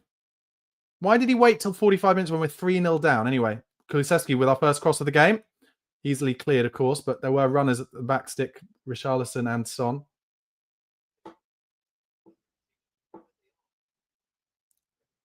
Thanks so much for your support, guys. I know we're having a little bit of a row. Some people in, and some people out, and it's fine. Everybody is allowed their subjective view. You're all allowed it. It's fine. But also, I'm allowed mine. I'm allowed mine. Jed Spence with a heavy touch there gets it back to Bergvall. And I just think for the first time, they're not playing for him. And that's what Levy will see. And that's what Levy has seen before when he's made sackings. If the players stop playing for him, and they weren't in that first half. Anyway, Bergvall on the ball. Spurs much more on the ball already. Good ball from Spence to Maddison, but a heavy touch from Maddison outside the box. Heavy touch from Spence, who does well to come across the pitch and get the ball out wide right to Porro. He goes down the line to Sarr, who's on the byline, and that will be a cross that's cleared. Comes back to Porro. Heavy touch from Pedro, just kicks it out. Oh, no, it doesn't quite go out, but Everton clear it. Ben Davis wins the header well. And he's given a free kick for that, and it is not. That's a joke.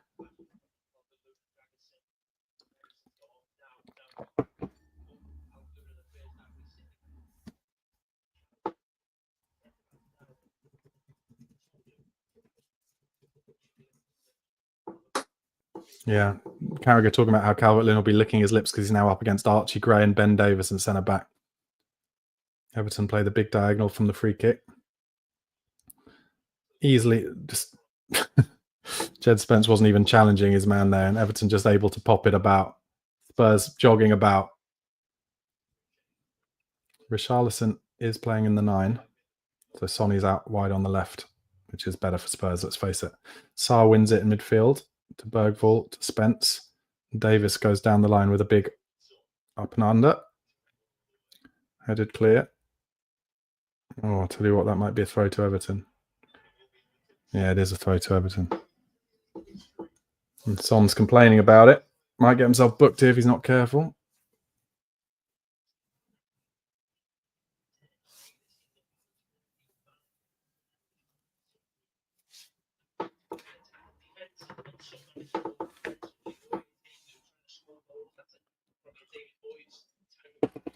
Pickford plays a good ball out wide to his left back, Mikolenko. Everton just popping it about midfield now. Sarr trying to put the press on, but easily done, sorted by Gay.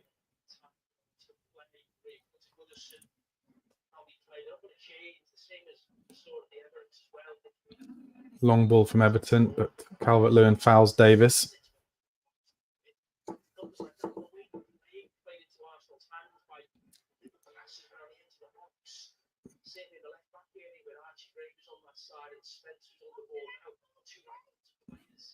Spurs just walking at the moment. Archie Gray gets it out wide to Kulusevski. Bergvall. Haven't talked about it a lot, but of course, Bissouma and Johnson out today as well. Maddison being snapped at and fouled from behind about 3 times, and then the ball gets kicked away.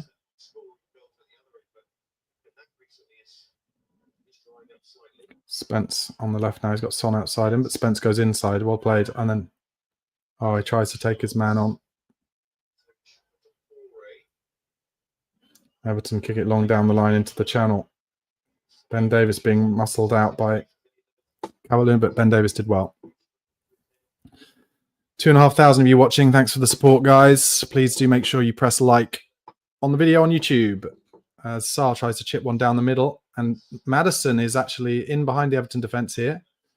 He's in the box. Tries to turn his man. He's got no options. Son goes outside him, but he loses the ball, Maddison. That will be a free kick to Everton. So poor. Also, make sure you subscribe to Chris's YouTube channel at Chris Cowlin, and also for daily transfer news during this window and Tottenham Hotspur stuff. You can see my YouTube channel in the bottom left there, youtube.com/@Barnaby Slater _. I'm getting close to 15,000 subscribers, guys. So let's talk about the big topic, Ange in or Ange out. Come and subscribe to my channel. We'll talk about it every day. Pickford goes long. Spence wins the first ball. Spurs win it back in midfield.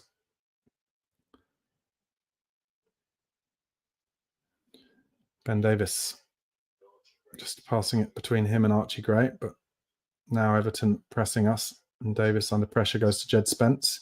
Goes down the line to Son, who played a ball to Maddison, but Maddison is not in this game at all, doesn't give a fuck. He did just win the ball back, but then he lost it straight away. And Davies just with a booking here, I would have thought, goes through the back of Dominic Calvert-Lewin. It should be a booking. I don't think he's going to get booked.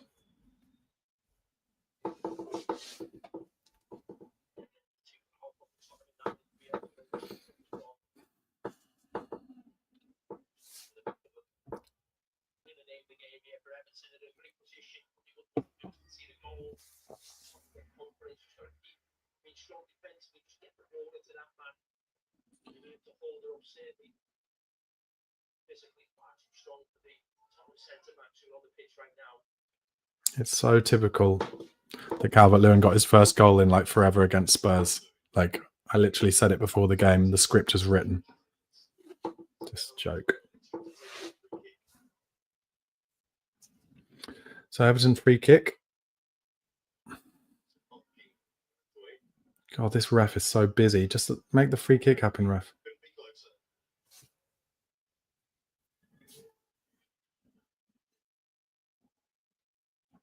Spurs could get done 6 here, you know. Here comes the free kick. Oh, it's a free header for Calvert-Lewin, but it goes just wide.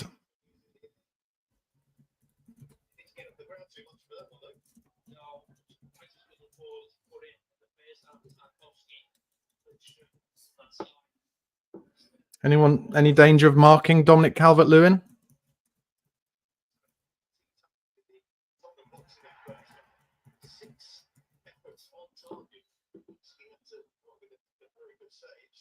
Kinsty gave Archie Gray the ball under a lot of pressure.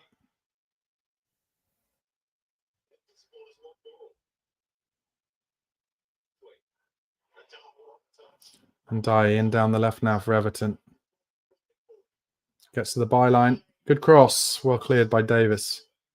Porro finds the ball up to Rishi, who's back to goal.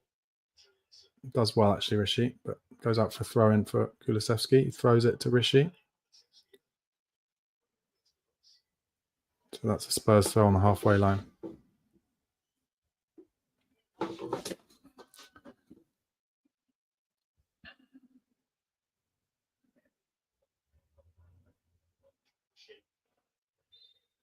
Kulusevski is fouled. Oh, it might be Richarlison, so I fouled on the halfway line. He's putting himself about Richarlison. Good lad.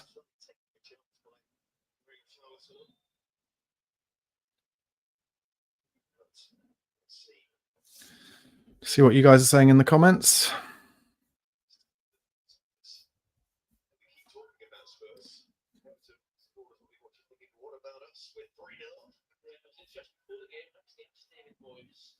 Everton on the ball in centre midfield.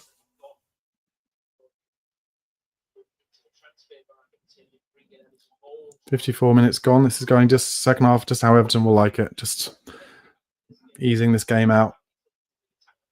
Ball comes down the line to Richarlison.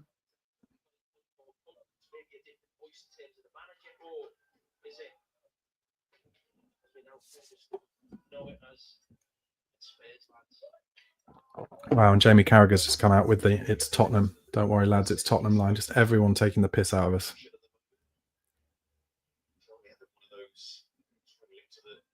Ben Davis down the line to Son. Comes inside. Just fires one at Maddison. Of course, it doesn't stick. Doesn't even get his foot on it. Now Decore brings it forward to Ndiaye. Ndiaye plays it inside to Gabe. It's a bad ball. And Son, first time to Sarr, but Sarr taking too much time on it. Has to turn away and is fouled. And then Ndiaye kicks the ball away but won't get booked for it.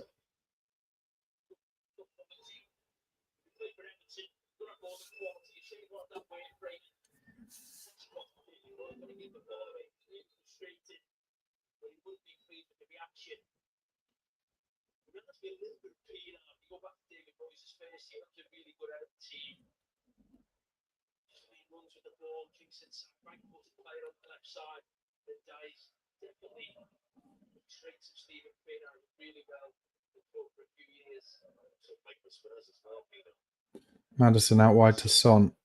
Spencer's outside him, but he comes inside to Maddison. But of course, he tries a cross, but there's no point. I guess we've got Richarlison on the pitch now, so there's one option there. But you see the Everton back line, they're all about 6'8". Everton bring it away easily. Gay tries to go down the line, but Porro tackles him and then dinks it over the top to Sarr. He's in a good position here, Sarr. He tries a cross, but it's blocked easily.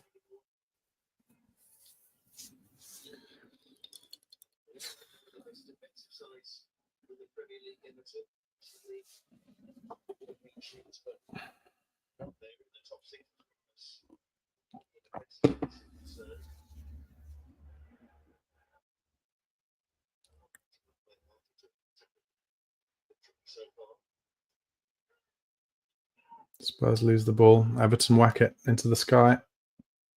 Everton challenging better for the second ball, of course, but Kulusevski brings it down, puts into Richarlison's feet, holds it well. Sarr out wide to Porro, I think. Oh, it's Maddison, actually. He does well. All right, it's a corner.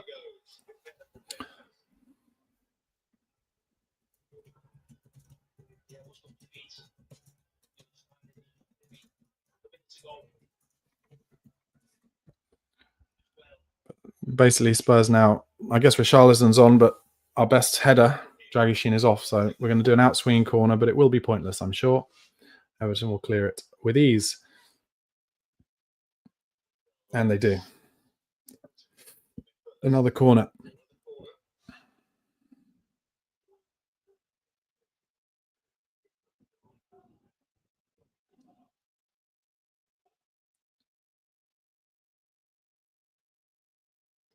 Here comes the second corner. Calvert-Lewin clears it easily, of course. And Maddison fouls Ndiaye. Maddison claims it's not a foul, but it's been given as a foul.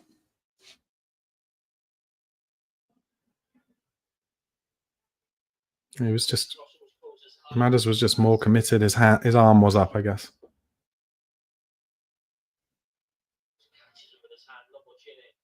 Ndiaye goes down like he's been shot, obviously. Sorry, guys, just difficult to get pumped up for this. We're also hearing that Milinkovic put the ball in the net for Nottingham Forest, but there is a VAR check on that, so it could be 4-1 to the home side and an immediate response. We'll update you with that shortly. Everton play a long ball down the middle, and Decore wins it. Brighton winning at Man United, which at least is funny.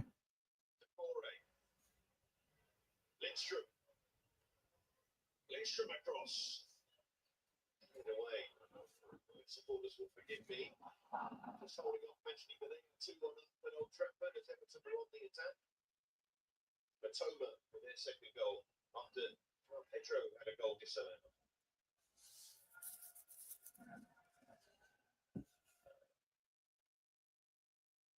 Manchester United to Brighton. Forest have made it 4-1. Still checking that goal. Ball down the channel to Richarlison. That's cleared easily from his feet by Tarkowski. 60 minutes gone now. Just a horrible game to watch. Everton loving it. Son to Sarr. I would get Sarr off actually and bring Mikey Moore on, but maybe he just wants the legs there because he's worried about us getting beaten 6-0. Spence running inside, plays it into Decky, who loses it. Calvert-Lewin holds it up, does well. Driving now and plays a good ball down the line to Ndiaye and keeps his run going. This is great from Everton, to be fair. They're in down the left. He's got a man on the edge of the box. Over the bar for Mikolenko.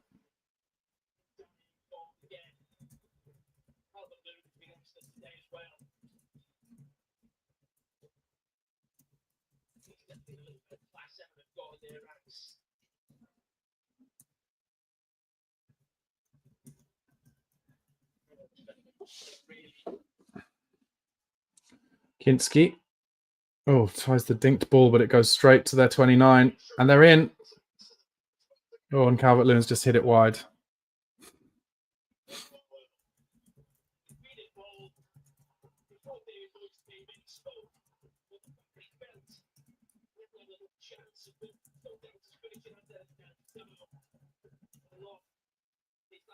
That should have been 4-0.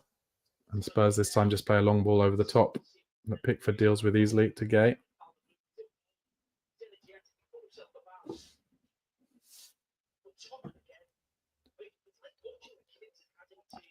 Carragher again saying it's like watching a kids' academy team. Yeah, like results don't matter. And Everton, you can tell, have about 25% more energy than Spurs, maybe even 30, 40% more energy, and therefore they're making themselves look really good, just popping it about. Spurs have lots of possession, but not much else. Ben Davis on the ball.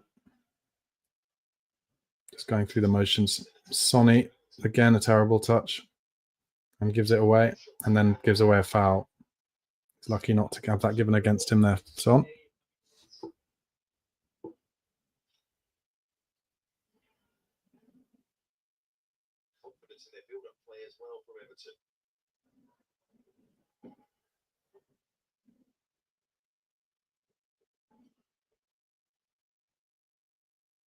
Oh, James Maddison just played a pass that was so telegraphed. And it's a foul.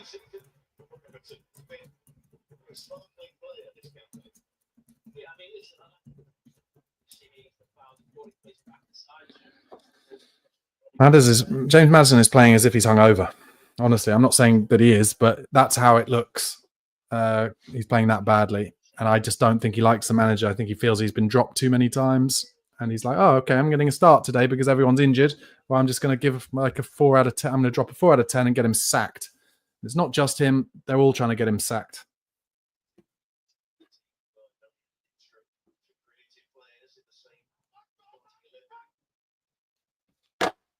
This might end up being 4 or 5 very easily, if not worse.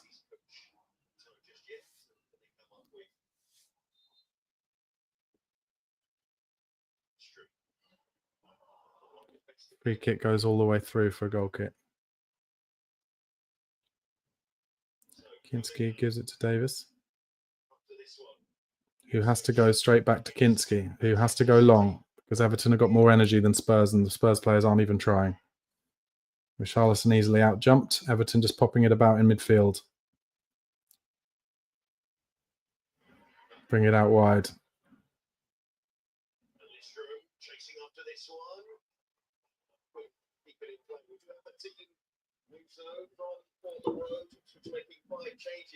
Four changes for Manchester City, including Ederson returning in goal.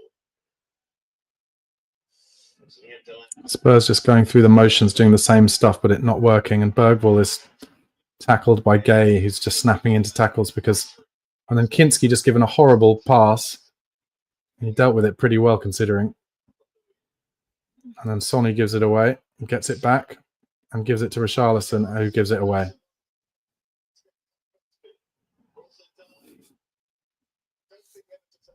enjoyed a match like this for certain times because there's more goals in it for them. It died. Well done, Bergvall cuts out and Dye running at them, and then he's got no one ahead of him. Tottenham is a bit of a familiar story. Sonny on the left now, on his own. Being booed, cuts inside. Then no one ahead of him. Because we haven't got a striker, really. Or Rishi just working to get back on side. Porro down the line. Kulusevski looked offside then, but he wasn't. Kulusevski comes back to Bergvall, gives it to Maddison. Goes back to Bergvall, but that's all within 5 yards of each other, so it's kind of pointless. You can see the Spurs players just jogging about, not giving a fuck. Son gives it to Spence towards the byline. And he gets a cross in, Spence. No, it's blocked.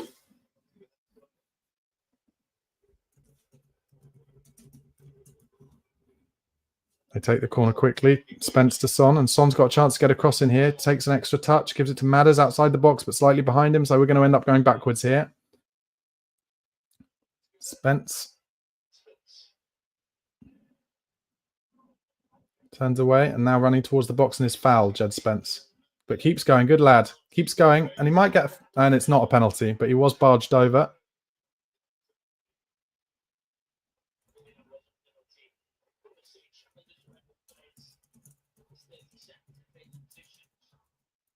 Everton now running at Spurs on the left. Oh, good ball to Calvert-Lewin. He's out-muscled by Sarr well. Oh, but Sarr then gives it away to Gay. This is like watching Tottenham's Tim Sherwood's Tottenham, actually. That's what this reminds me of.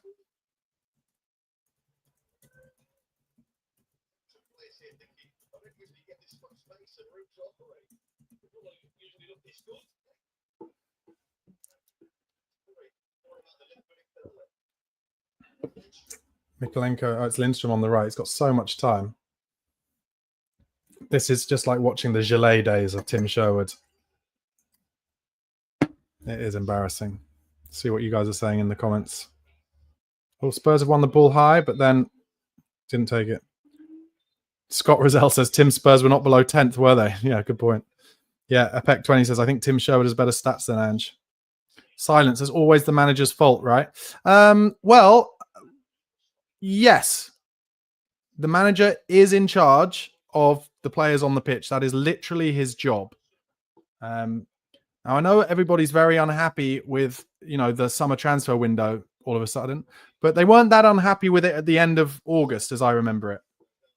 Like, yes, we could always do with more players, but let's remain consistent here.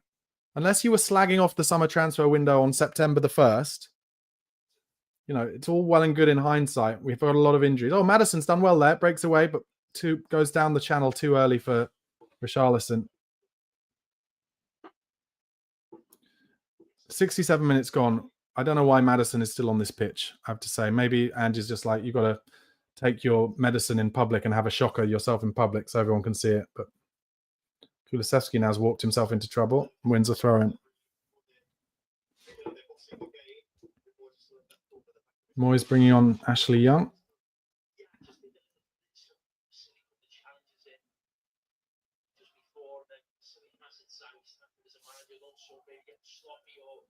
Spence.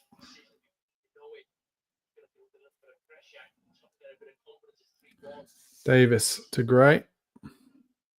Brings it forward. Gives it into Porro. Gets it back.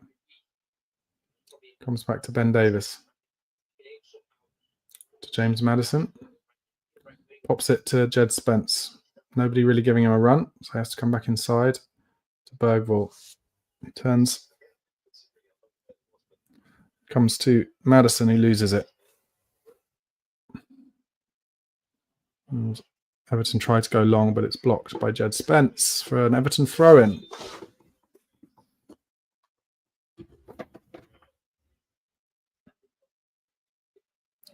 I will say there was an interview with Ange Postecoglou before the game in which he made two kind of sarcastic references to being like, oh, I had to pick 11 players on the pitch, so that's all I've been able to do.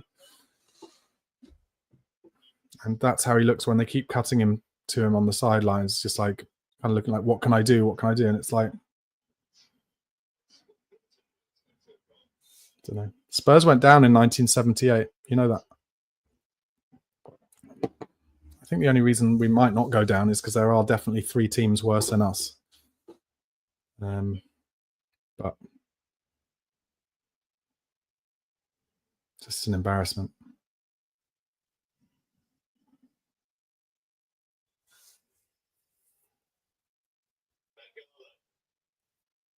Everton just popping it around our half-hearted press in midfield. Comes to Ashley Young. He's playing on the right-hand side, and he's just going to... O'Brien, but Spence did well. And Spence tackled because nobody helped him, and he just turned into trouble, and then Son wins it. Now he's in trouble, and then he's tackled, and Everton are at the byline. Oh, and it should be scored at the front post by Calvert-Lewin. Breaks out to Everton.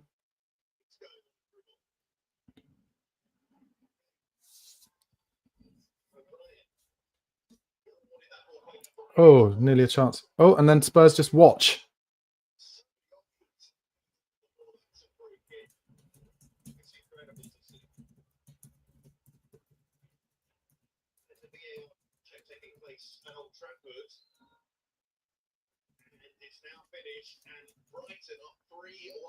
Brighton 3-1 up at Man United.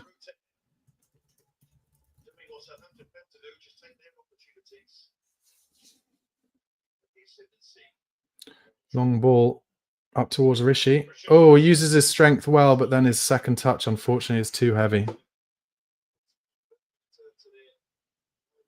Mikey Moore is now coming on. It has to be for Maddison, doesn't it? Has to be. Unless he takes Sonny off, which he could do.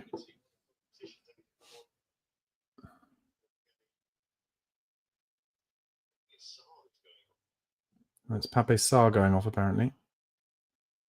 I think he's basically saying to Maddison, you just have to have your shocker in public, mate, because you don't give a fuck. I'm just going to leave you out there.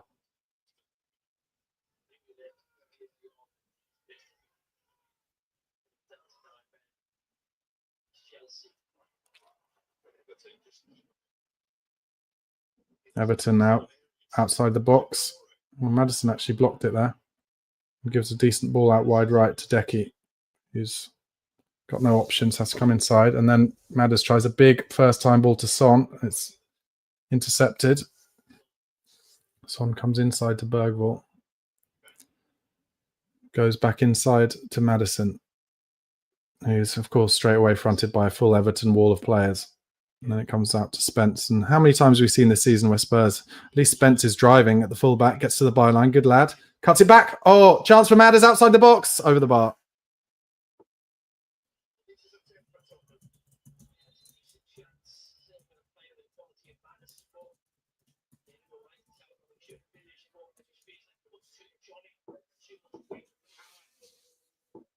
Good to see Jed Spence driving at the byline.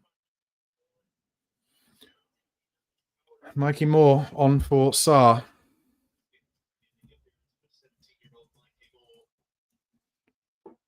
So is Mikey Moore going to be playing centre mid?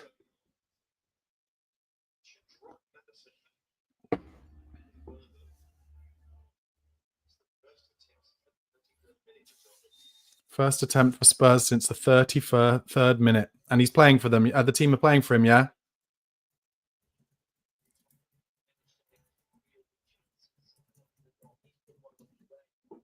And Everton are now in down the right with Decore.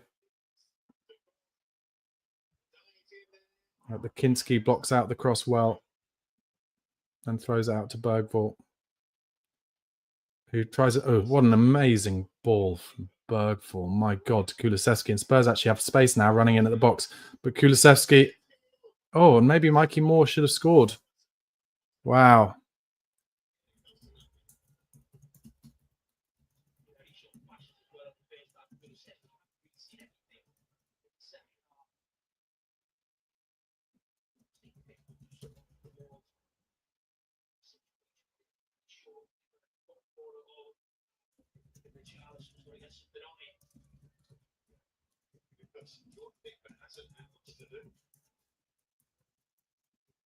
We're into the 74th minute. Only 15 minutes till this is over. And I think maybe over for Ange Postecoglou as well.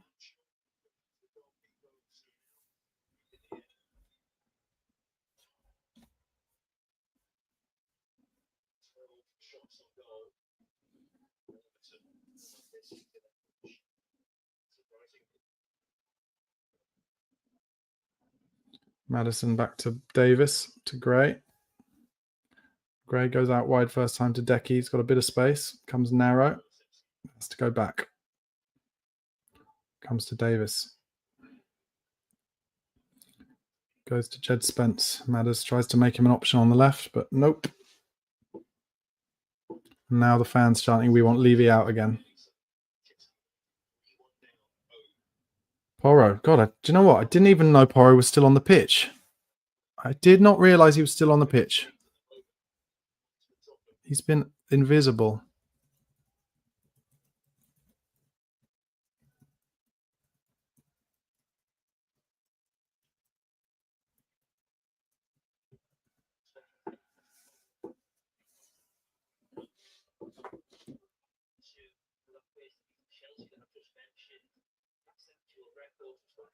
This season,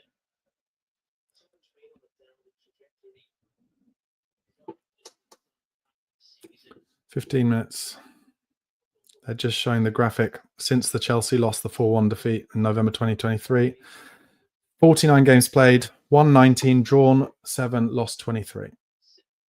So, oh, good win from Richarlison. Decky puts Son down the right, who tries a ball into Madders, who gets a touch ahead of Pickford, turns Pickford quite well. Mikey Moore tries the shot. Decky tries to dink him. Oh, what a goal from Kulusevski. What a goal.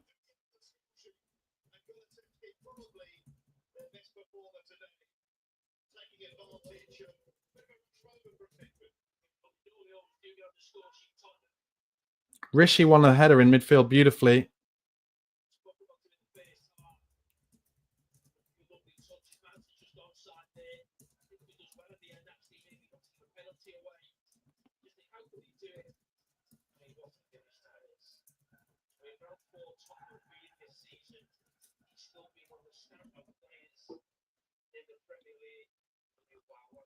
I have to say that is unbelievable touch. Just the little sand wedge, the little dink from Decky first time from inside the box as well. Over 3 Everton players who are on the line.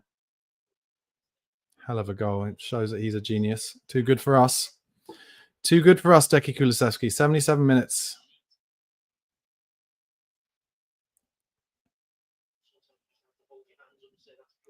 If you're an Everton fan, you'd be shitting yourself, but there's no need to. There's really no need to because Spurs are absolute bobbins. And Everton will just, I imagine they'll start just winning loads of free kicks now as Spurs, you know, dive into tackles and stuff. Richarlison pressing Pickford, who goes across. Oh, tell you what, he nearly just gave it straight to Spurs there. Madders wins it in midfield. Spence turns Ashley Young twice. Goes to Ben Davis, and Spurs slow it all down. Archie Gray out wide to Kulusevski. Kulusevski plays the big long ball towards Rishi, but that's easily cleared. Good first touch in midfield. Now Bergvall gives it to Madders. Brings it narrow again. Lovely little ball into Son, who tries to flick around the corner, but there's nobody there. So Everton now just whack it long. And Gray deals with it well. Gives it to Davis. Gives it to Madders, who suddenly is interested in this game. Plays a little ball with Fade. Sonny picks it up just outside the box here and puts in Mikey Moore. He's at the byline. Dinks it back. It's well cleared in the air by, I think, Branthwaite. And then Ashley Young just whacks it. Calvert-Lewin flicks it on, but it comes straight to Archie Gray, who goes wide right to Decky again. Goes inside to Bergvall, who, well done, breaks away from his couple of men then, gives it to Madders, slightly behind him, unfortunately. Madders goes wide to Moore, who's got Spence outside him, who finds, I'm not sure why he did that, because he then just obviously straight away gets it back. He's fronted by 2 men, so has to go back to Bergvall, who goes to Maddison. It's not a great pass from Lucas. And Maddison is fouled from behind. It's not given. Spurs now the ones popping it about. They're suddenly interested in this game, and it's too late, frankly. And Everton have sat off completely, of course, because they conceded a goal because they're scared. So Bergvall gives it to Spence, who has Mikey Moore outside him. Mikey driving towards the byline. Good lad. Driving at Ashley Young and wins a corner. Mikey Moore. Why not? Get the keeper up. I don't care. Everton just trying to slow it down, bringing on Patterson. And yeah, then they're tending to have cramp and all sorts. And you would.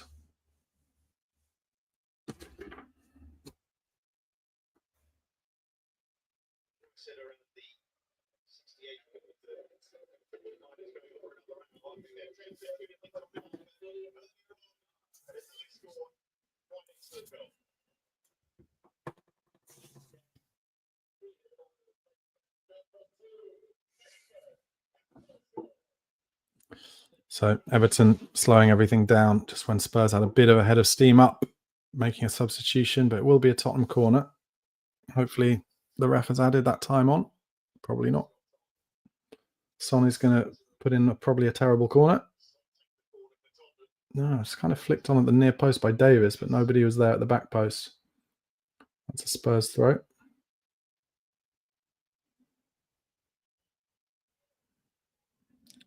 Bergvall gets it back to Archie Gray, who gets it across to Jed Spence. We're back towards the halfway line now, and Spence gets it out to Mikey Moore. He's getting his boots white, chalky, and he tries to take on players and is tripped as he does so, but obviously no foul.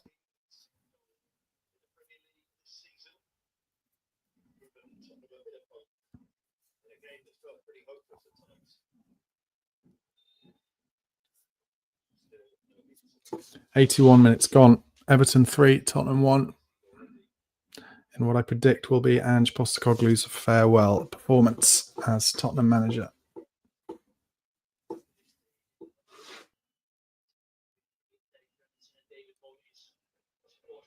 Pickford goes long.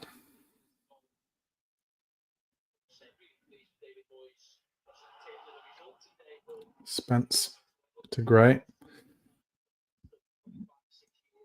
Across to Porro, who goes for a long ball over towards Decky, who pushes his man over. Mikalenko stays down just to waste time, of course.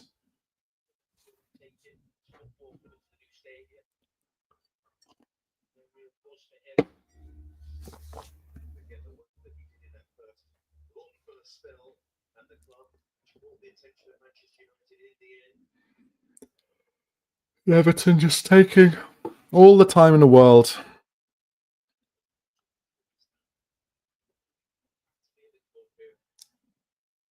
Oh, Maddison's just given a horrible ball back to Kinski. Deals with it pretty well. Gives it to Porro. Turns away. Hasn't got any options. Has to go on his own, Porro. Wins a foul. Does really well there, Pedro.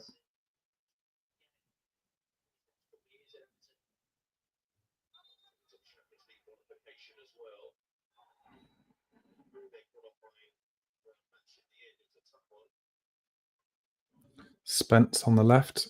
Gives it out to Moore. Everton out wide, still working really hard to double up on Spurs players. Kulusevski going direct every time now, up towards Maddis, who holds it up quite well and was fouled, but not given by the ref, of course. Everton clear. Davis heads it well to Spence.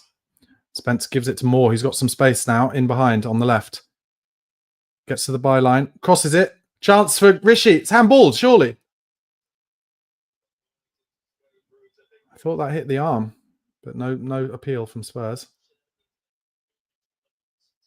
Well done, Mikey Moore. Got a cross in. It was a little... No, it didn't hit the hand. Then Richarlison had a shot.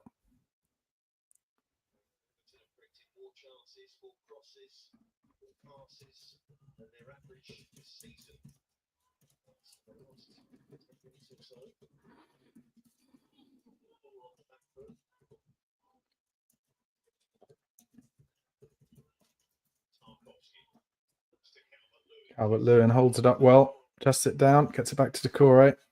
Turns away from Bergvall.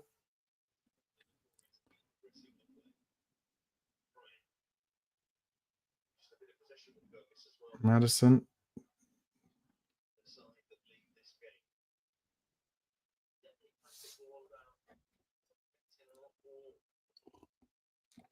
Pickford goes for the long one over to Calvert-Lewin. And Archie Gray tried to beat him. And in the end, Kinski does well there. Porro.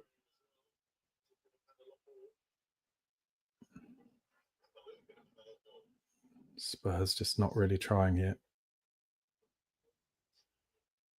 Oh my God. Archie Gray trying to see the ball off for a goal kick and just it might have even been Ashley Young working really hard.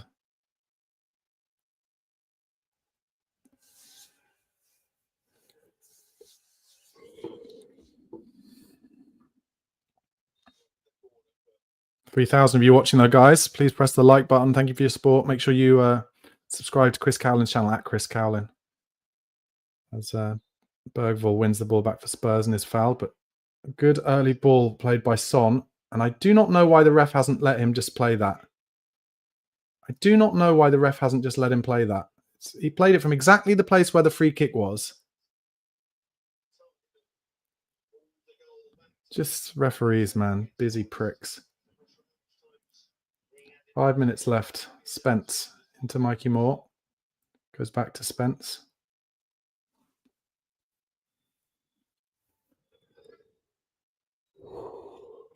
Archie Gray. Out to Decky. Has to go back.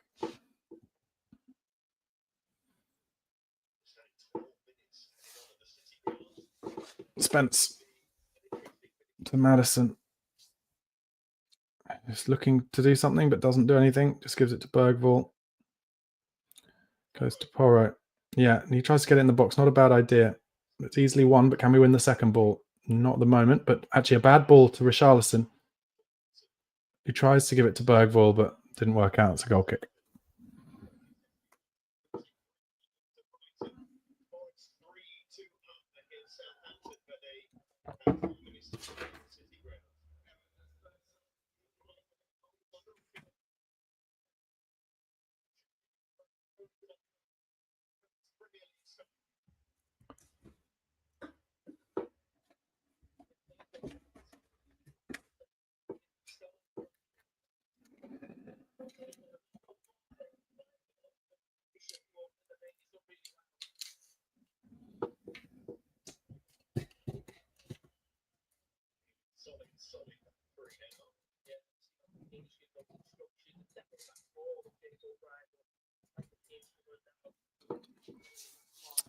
So about 3 minutes left. Just the last few minutes since the goal, which was the 76th minute. So we still have 15 minutes. Everton have just closed the game down, as I said at the time I expected they would. And just, yeah, popping it about when they get the ball and playing it long. And Tottenham just piss poor. Spence wins it, but he gives it to Moore. Gives it back to Spence. That's a good play between the two of them. And he could go inside. Oh, Spence is driving. We're in here. We're in. Oh, but Spence couldn't find the ball. Tried to play the ball inside, but he couldn't get it there. And then Mikey Moore fouls his man. Jed Spence, I'd probably say, has been our best player, actually.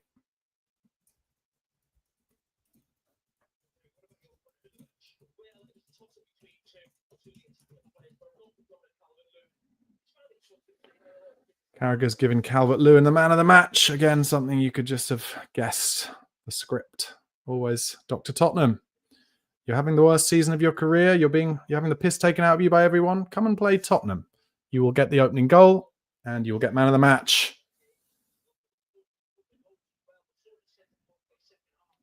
88th minute. And frankly, just put us out of our misery, ref.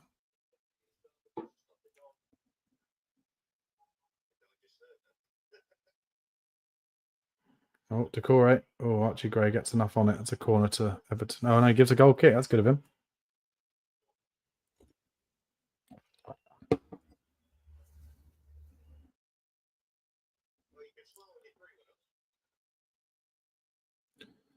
Archie Gray gives it into Bergvall, who's been a willing a willing midfielder getting the ball off the back line all game. Maddison inside to Porro. Goes out to Decky, who you'd think will try and bring this onto his left and get it into the box, will he? No, he's got two men there, so he can't. Has to go back. 4 added minutes there will be, which is probably the ref putting us out of our misery, to be honest. Maddison gets out wide to Mikey Moore. He's got Spence with him. Turns away Spence and tries a little dink over the top to Maddison, but it goes off. Worth a go.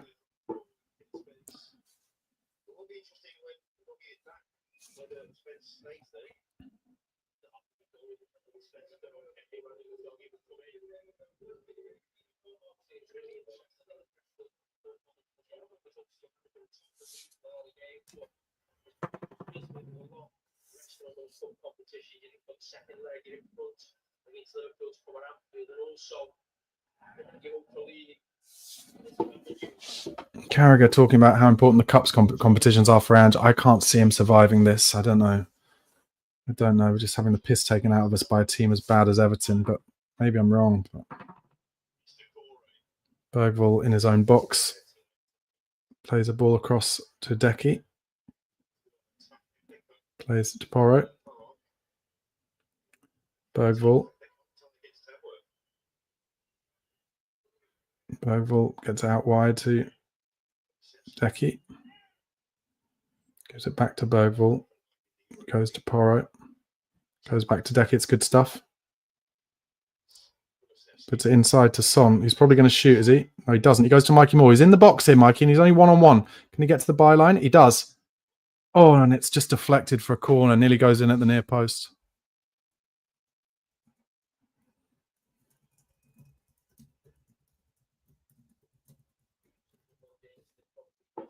Cross comes in. Chance at the back post. Spurs have scored. It's Richarlison at the back post.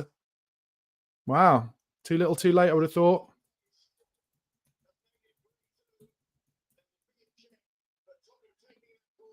Rishi limping away.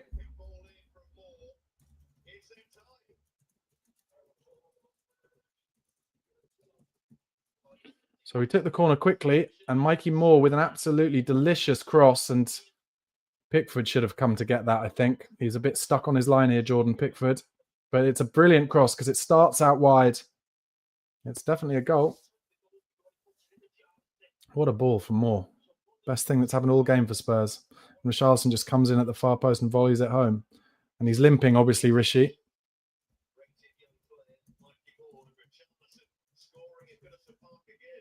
Well done, Mikey Moore. His first assist.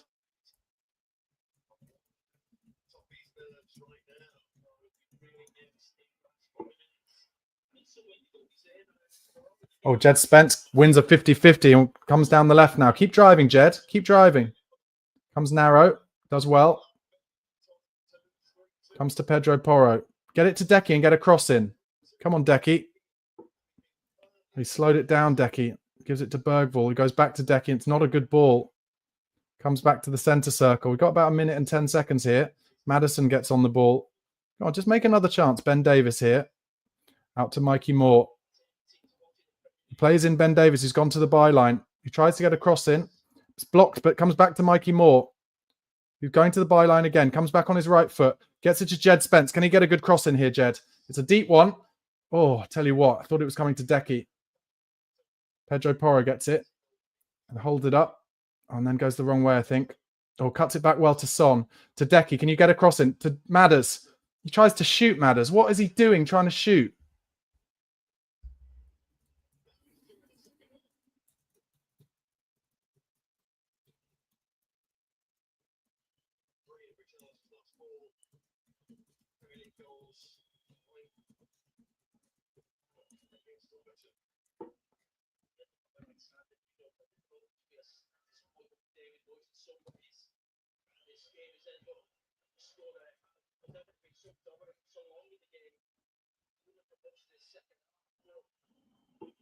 Spurs have the ball again in their back line now, coming through for Spence.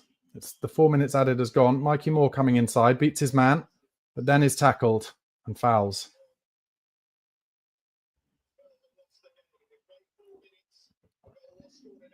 Brighton have won at Man United.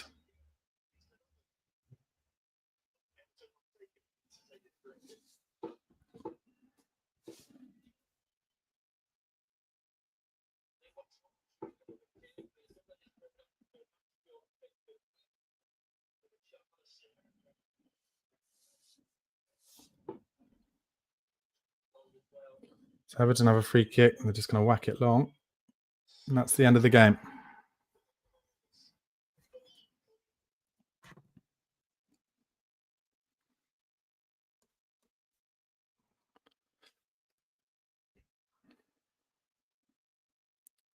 This is my instant post-match reaction to the Everton 3, Tottenham Hotspur 2 Premier League game. And, well, don't let that second half fool you. Tottenham won, I guess, if you can say the word won, that second half, 2-0 because we were 3-0 down at half-time.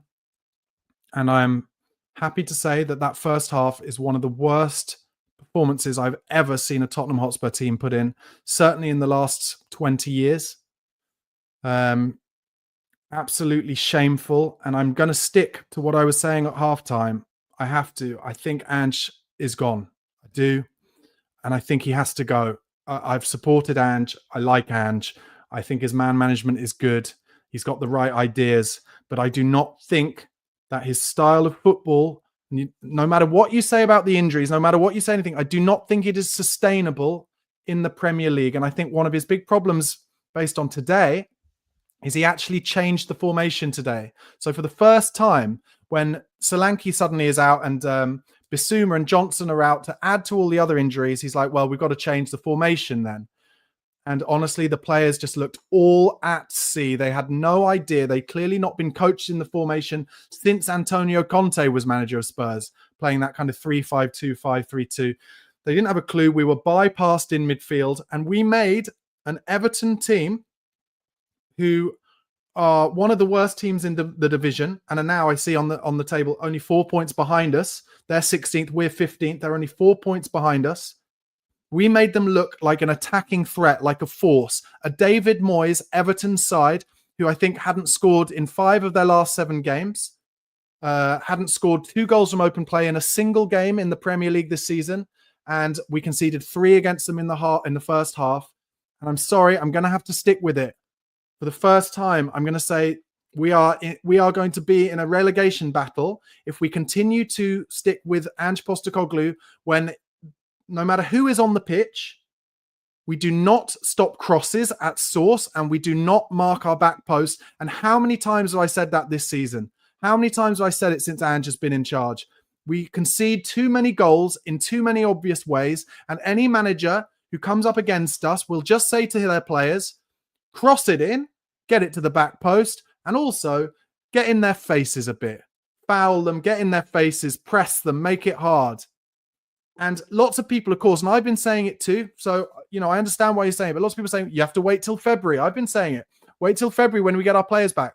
What makes you think in any way that when February comes, either our players will be able to come back, or when they do, and by players I'm talking about, Vicario, I'm talking about Romero, Van de Ven, what makes you think that they'll stay fit, or when they come back, more players won't get injured, just like Solanke got injured yesterday? I've said it on the watch-along today. What is he doing letting Solanke train when he's had a game on Wednesday night and he's playing on Sunday, training the day before the game? Don't risk it. He is the player we could not afford to lose.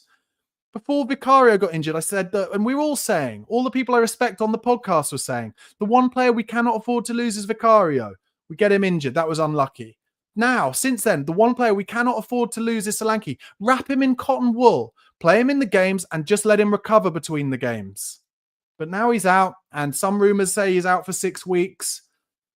We are fucked, guys. We are absolutely fucked.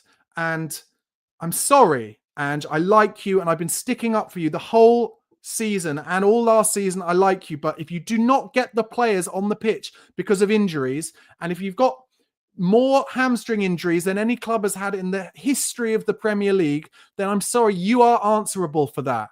And I feel sorry for you that you're not able to get your first 11 on the pitch, but you are answerable to it because there's something going on in the training as well as in the matches and the relentlessness of it and the fact that they're not allowed to stop. And I'm using words that like relentless that he has used himself in interviews, Ange, where he says, this is how we are, mate. It's relentless. You don't stop and you try and out tire the other team or out energy them. Well, they can't because their muscles get fatigued and they're not allowed to recover in time, either on the pitch or on the training pitch or between games, and they get injured. I'm sorry, it cannot be coincidence. People telling me it's not Ange's fault. It cannot be coincidence. It's more injuries than we've ever had. Now, on top of that, people also saying Iraola's got a lot of injuries at Bournemouth, and he's got 8 injuries. And I'll be honest, I don't know the makeup of those injuries. Are they as many? I doubt it's 3 of the back 4. And I doubt it's like so many players who have been genuine first team players. Maybe there's a few more squad players. But yeah, I agree. Iraola's doing an incredible job. And there is no excuse for Tottenham being miles behind Nottingham Forest and miles behind Bournemouth and Brighton, who at least have been doing it for a few years now. But there's no excuse to it. There's no excuse anymore. I'm sorry. And I like him and I wish it worked for him. I really do. And do I have an answer? No, I don't. And I understand all of you saying, oh, it'll just be the board sacking another one. Yeah, but we've never been in 15th. We've never been in 15th, just in front of 16th. Never. So look, that first half performance, and frankly, most of the performance, don't let the 2 goals in the second half pull the wool over your eyes. That performance was like watching Spurs under Tim Sherwood. It really was, where they didn't have a clue. The players didn't give a shit. And Sherwood came out doing embarrassing stuff like the gilet bollocks. And maybe Ange will be seen in hindsight as the player who blooded the likes of Archie Gray and the likes of Lucas Bergwall, like Sherwood is looked upon as the player who blooded Harry Kane. But it's not working. It is not working. And next we have Leicester, who've lost, 7 games in a row? They might beat us too. And between that, we've got a Europa League game. And listen, if we continue like this, we will get knocked out of the Carabao Cup in the second leg. I think with Solanke not playing, we've got no chance at Anfield anyway. I thought we were going to win that. I genuinely thought we were going to get to the final. But if we cannot hold the ball up in the final third in the second leg at Anfield, we have 0 chance whatsoever. We will lose to Aston Villa in the FA Cup, and we will get knocked out in the playoff round of the Europa League. I'm sorry, but injuries or no injuries, the way the team played today, they were not playing for Ange, and that's the first time I've seen it. And they're showing the Spurs players now in front of the crowd, and Sonny looks upset. They weren't playing for him. James Maddison, I'm sorry, he was barely on the park today. I made a note in something like the 85th minute because Pedro Porro had a touch in the second half. I was like, oh, I didn't even realize he was still on the pitch. There were players who were invisible. There were players who were jogging about. And I've watched Manchester United for the past 5, 6, 7 seasons when their teams have stopped playing for their managers and they just jog about and they're invisible. And that was Maddison. And Maddison today, suddenly when we got our first goal back with like 15 minutes to go, Deki Kulusevski with an unbelievable finish, suddenly Maddison got interested again, started taking the ball off his back four. He wasn't doing it. He didn't care. And listen, we don't know what's happening behind the scenes, but James Maddison, I think, the way I see it, is angry that Postecoglou doesn't believe in him enough, that he substituted him in every single game this season so far before this game. And he just said to him, well, today you've picked me because Bissouma is out and we've got so many injuries. So I'm going to throw in a 3 out of 10 performance and say, fuck you. And I think Postecoglou knew that that's what's happening. And so when James Maddison should have been taken off at half-time for Mikey Moore, he said, no, I'm not going to do it. I'm going to let you have this stinker for the entire 90 minutes. I'm going to make it the first game I pick you for the entire game this whole season in the Premier League. And you can have that stinker in front of everybody. It was embarrassing, guys. They didn't care. They didn't care. And there's no point. I always make notes what happens in every minute so I can do the post-match review. There's no point because we did nothing. We did nothing. The only thing that was good was Kulusevski's finish for the first goal. Piece of art. He's too good for us at the moment. And then Mikey Moore's assist for the Richarlison goal right at the end. Beautiful cross. And maybe, like I said, maybe Ange will be seen as the manager that blooded Mikey Moore. And that's where we'll be. But I'm telling you now, something has to change. It's the first time. And I feel for Ange. I love Ange. Good guy. But I blame him for us not getting the players on the pitch. and I've talked about it during the watch along, I'll say it again. It reminds me of when Marcelo Bielsa was manager of Leeds. They were brilliant to watch. I was watching Leeds and I was like, I'd like Bielsa as manager of Spurs. But it was unsustainable in the Premier League. The standard is too high. Everybody you play against is too smart. They're the best of the best. Even when you're playing players like Everton, they're the best of the kind of players that Everton can get. And I'm sorry, but they are too good for teams like Celtic or teams in the Japanese J-League or in the Australian League. I'm sorry, guys. It's just the quality is too good. So to try and be relentless and keep everything 100 miles an hour for 90 minutes gets you injured, both in training, both in games. And so Ange cannot get his players on the pitch. And we have the makings of a good squad, 14 or 15 really good players, but we have to be smarter and we have to take our recovery when we can get it. And we have to be ruthless and clinical when we get chances. And we have to be able to defend the crosses and at the back post. Kinski made 4 or 5 really good saves today. He's raw. And he'll kick it every so often to the opposition. He did it today because he's being asked to play that kind of game and he's a modern goalkeeper.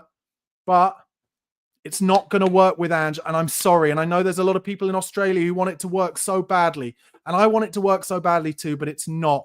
And Levy was there. Donna Cullen was there. Scott Munn was there. They got off the bus before the game. There were social media clips.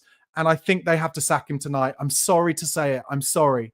I really like him. And I don't have an answer as to who comes in. And I know so many people hate Ryan Mason because he's a club man. But when he's come in, I don't get that hateful thing. I'm not saying I want him to be the interim manager or whatever. I'm not. But I don't think he's ever done anything wrong. I don't get that. But whatever. It's a different thing. You know, everyone is allowed to have their own opinion and whatever. But I think it has to change. And I hope that for the last month, and I think from that rumor that came out that Terzic, Terzic, the manager, Edin Terzic, the former Dortmund manager, he was offered a job in Turkey, and his agent came out and said, actually, we're waiting for an offer from Spurs. So I think that succession planning has been going on, and I think they now have to pull the trigger and something has to change. And I don't have the answer for what it is. It's difficult. I didn't want the change to happen either, but we cannot go on like that anymore. And I'm trying to be as considered as I can. I'm wound up. And anybody who watched that first half would be wound up.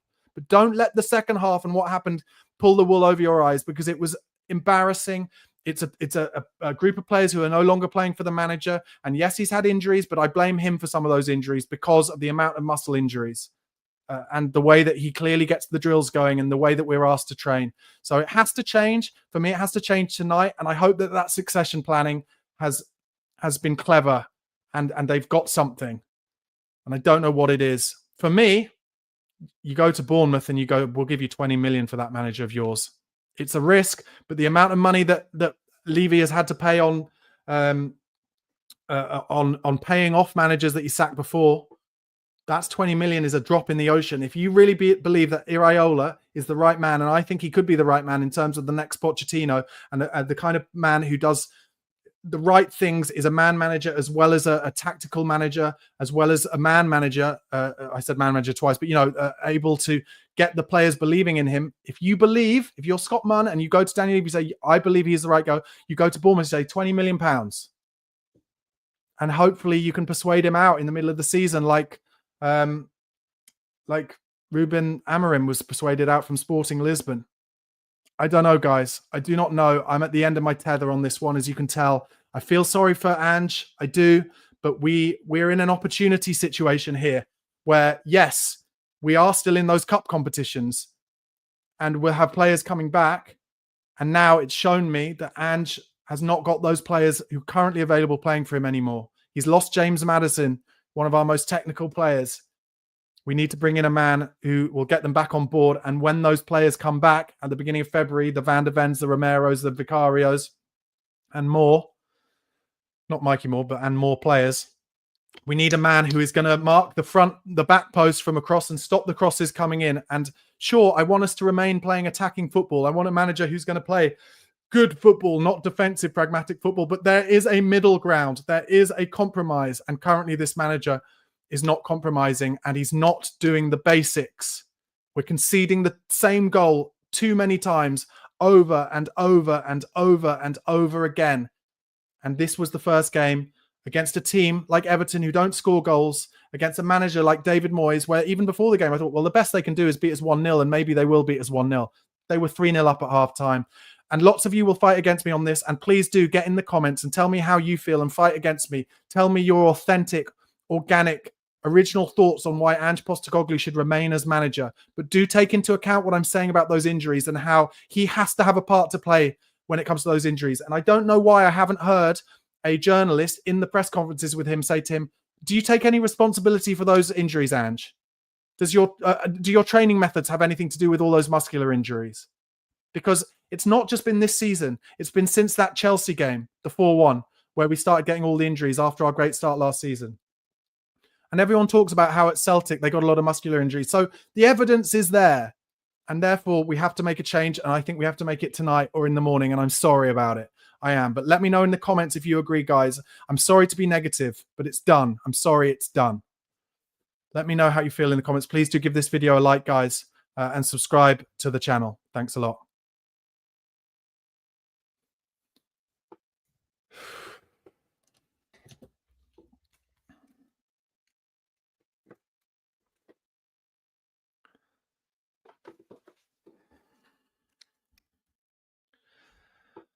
Okay, everyone, this is the fan show after the Everton 3, Tottenham Hotspur 2 game at Goodison Park. I'm sorry. I'm just so devastated. I'm so devastated tonight. I'm so devastated after that performance. I'm not allowing myself to have the wool pulled over my eyes because we scored 2 goals in the second half. It's a disgrace, I'm afraid. That first half was an absolute disgrace. And I will be talking to a number of Spurs fans from around the world to find out how they feel about it as well. And maybe, I don't know, maybe we'll hear some other opinions.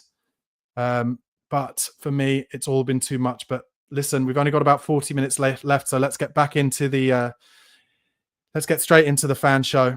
And I'm going to start with, wait a second. Sorry, I've got to do some jiggery pokery with the tech.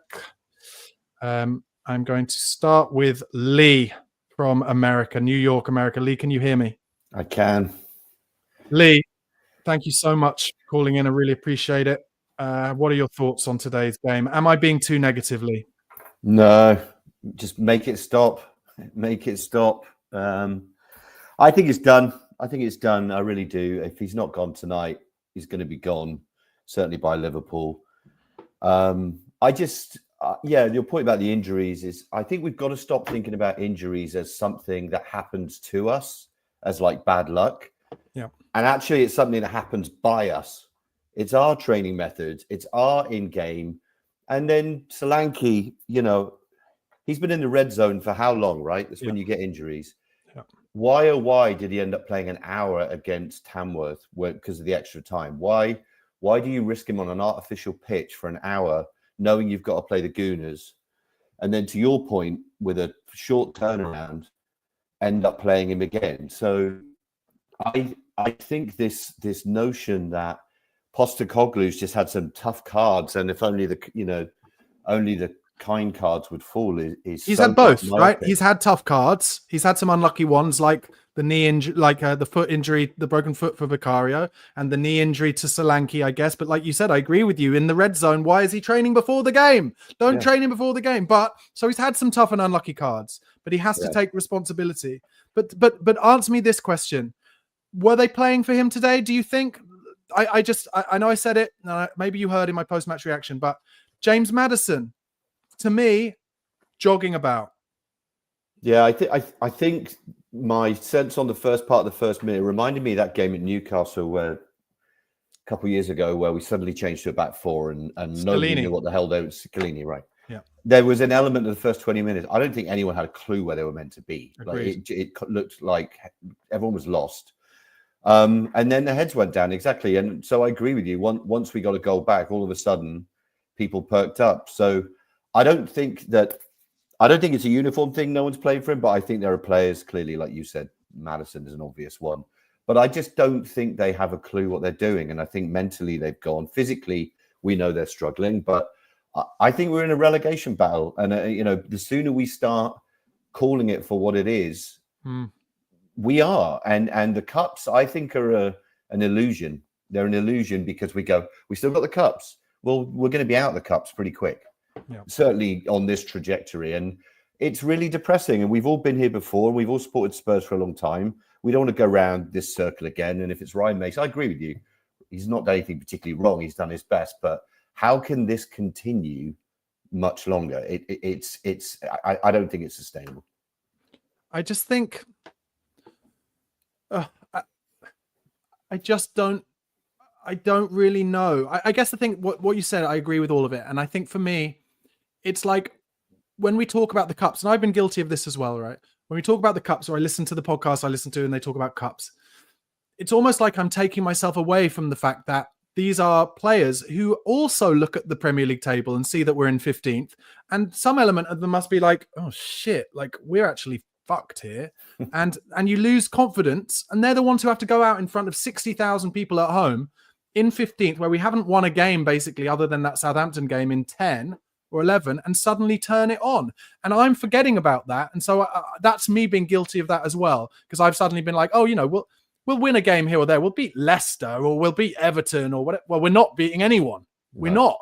So that's for me why today, being the first time where with my eyes, I've seen them not play for Ange anymore. That has always been what's been talked about as the cutoff for Levy, where Levy is like, oh, well, they're not playing for him. Well, actually, before that, it's usually, oh, we're not going to make the Champions League anymore, so I sack someone. Well, if it's not that, it's certainly, as shown when Conte left, when, as I said earlier, we were nearly in third place in the league when Conte left. Right. And it's like, oh, they're not playing for Conte anymore. I've heard it from within the changing room. I sack him.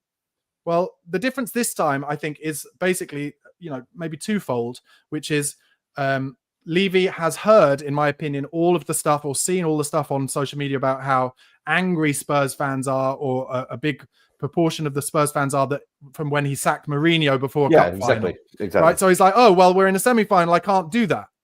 Okay. But we weren't in 15th then. No. So it is different. Well, it's different. And also, like, what do, as good as we played in the first leg, and without Solanke, what do we think is going to happen at Anfield? I mean, do we really want to sit and watch that? I mean, it's got to that point where it's not just, Liverpool's one thing, but like, that was embarrassing today. Like, Everton, you know, it's the whole, the new stick we're beaten with is the Dr. Tottenham thing. You know, oh, team who's can't score, Dr. Tottenham. Team who's not beating anyone, Dr. Tottenham. And I think all of us are just sick of it. Like, I'm just sick of it.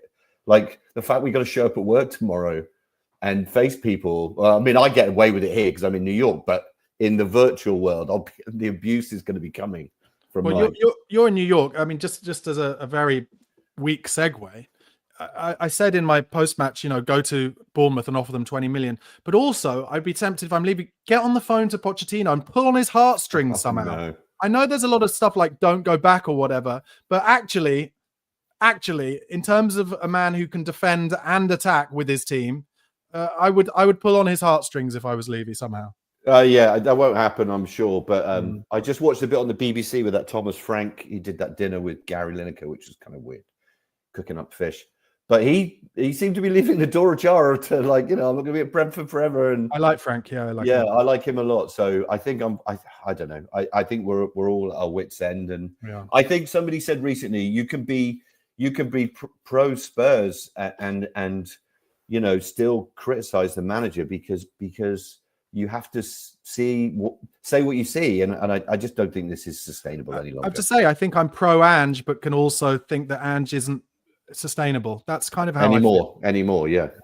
Listen, Lee, thanks so much for being a part of the show today. I really appreciate it, and hopefully I can speak to you after a less upsetting day in the future. Let's hope so. See ya. Bye bye. Okay, next up, one of our regulars, Paul in Ireland. Paul, how are you feeling today? Barnaby, if I don't laugh, I'll cry. That's how it is at the moment. Yeah, I kind of agree. I think that was the first time I've seen a Spurs team not play for the manager, and it was fairly evident for the vast majority of that game. You pointed out the right players. Maddison was one, did very, very little, which is disappointing. Like, these boys are on They're on big wages. They're on big contracts. Madison came into the club a year and a half ago from a relegated Leicester. This is our playmaker and so on. And I think in the whole 18 months he's been with us, he's done nothing. I just don't think he's been a great signing at all. I think he looked good before that injury, didn't he, to be fair to him? He did. Yeah, look, in fleeting bits, yes, he did. He did look good, but too sporadic. You bring a player in for a price like that, you would expect him to be, good on a regular basis, and he just hasn't been. Even when he was probably fit before the injury, he just, maybe 2 games good and 1 off game, and then he hasn't done it for me, if I'm honest. Neil, can I ask you, where are you at with Ange? Do you think it's going to happen? I'm still pro Ange for my sins. I really am. I'm in the Cork Spurs supporters club here in Ireland, and a lot of members, and we all talk quite regularly. And I saw there was a message came through in a WhatsApp group today about we actually have a first 11 injured, and it's probably better than the team that was playing. It was far better than the team that's playing today. Do you think Ange needs to take some responsibility for those injuries as well? 100%. Like I get it that the training regime is relentless, and along with Solanke, look, he should not have been playing. Well, whatever about not being playing against Arsenal, but straight away, as you said, Rackman cotton wool, you're doing nothing until you step on the pitch at Goodison Park on Sunday morning. Yeah. Absolutely nothing. You're going to sit on the couch and not move, literally, because we needed that many people fit. Like, we're seriously struggling. Yeah. But at the same, you know what, Barnaby? At the same time, I think Ange is being let down as well. We are 19 days into the January transfer window. He knows that the board know what positions we're struggling in, and we've bought a goalkeeper and nothing else. Now, I know that there is a particular profile of player that suits Ange's game plan and the way we want to play, and maybe those types of players are not available. But the outfield badly needs help. We all know that, but we've only bought a goalkeeper in 19 days. Like, he needs. What are we going to do? Are we going to sit back and wait until the 31st of January? Well, probably. But the thing is, we need about 6 players. Oh, I agree. Minimum. I agree. Yeah, which we're not going to sign. No. But like, we bought a goalkeeper, and look, I'm no doubt, he's the one for the future. But when we bought that goalkeeper, yes, I know Forster went out injured, but Brandon Austin was available. Did we really, really need to buy another goalkeeper? Could we not have spent that money on, a midfielder or another striker or that we absolutely need? I think we would. I'm sorry, but I think we would have. I think we would have lost about 4-0 against Arsenal, and I think we would have lost many more if we'd had Austin in goal. That's just on the basis that I used to be a goalkeeper, and Austin did a great job in that one game. But in terms of just more than anything, almost like the assertiveness from set pieces, certainly against Arsenal. But anyway, look, that's a different point. I think I just want to ask, before I let you go, Paul.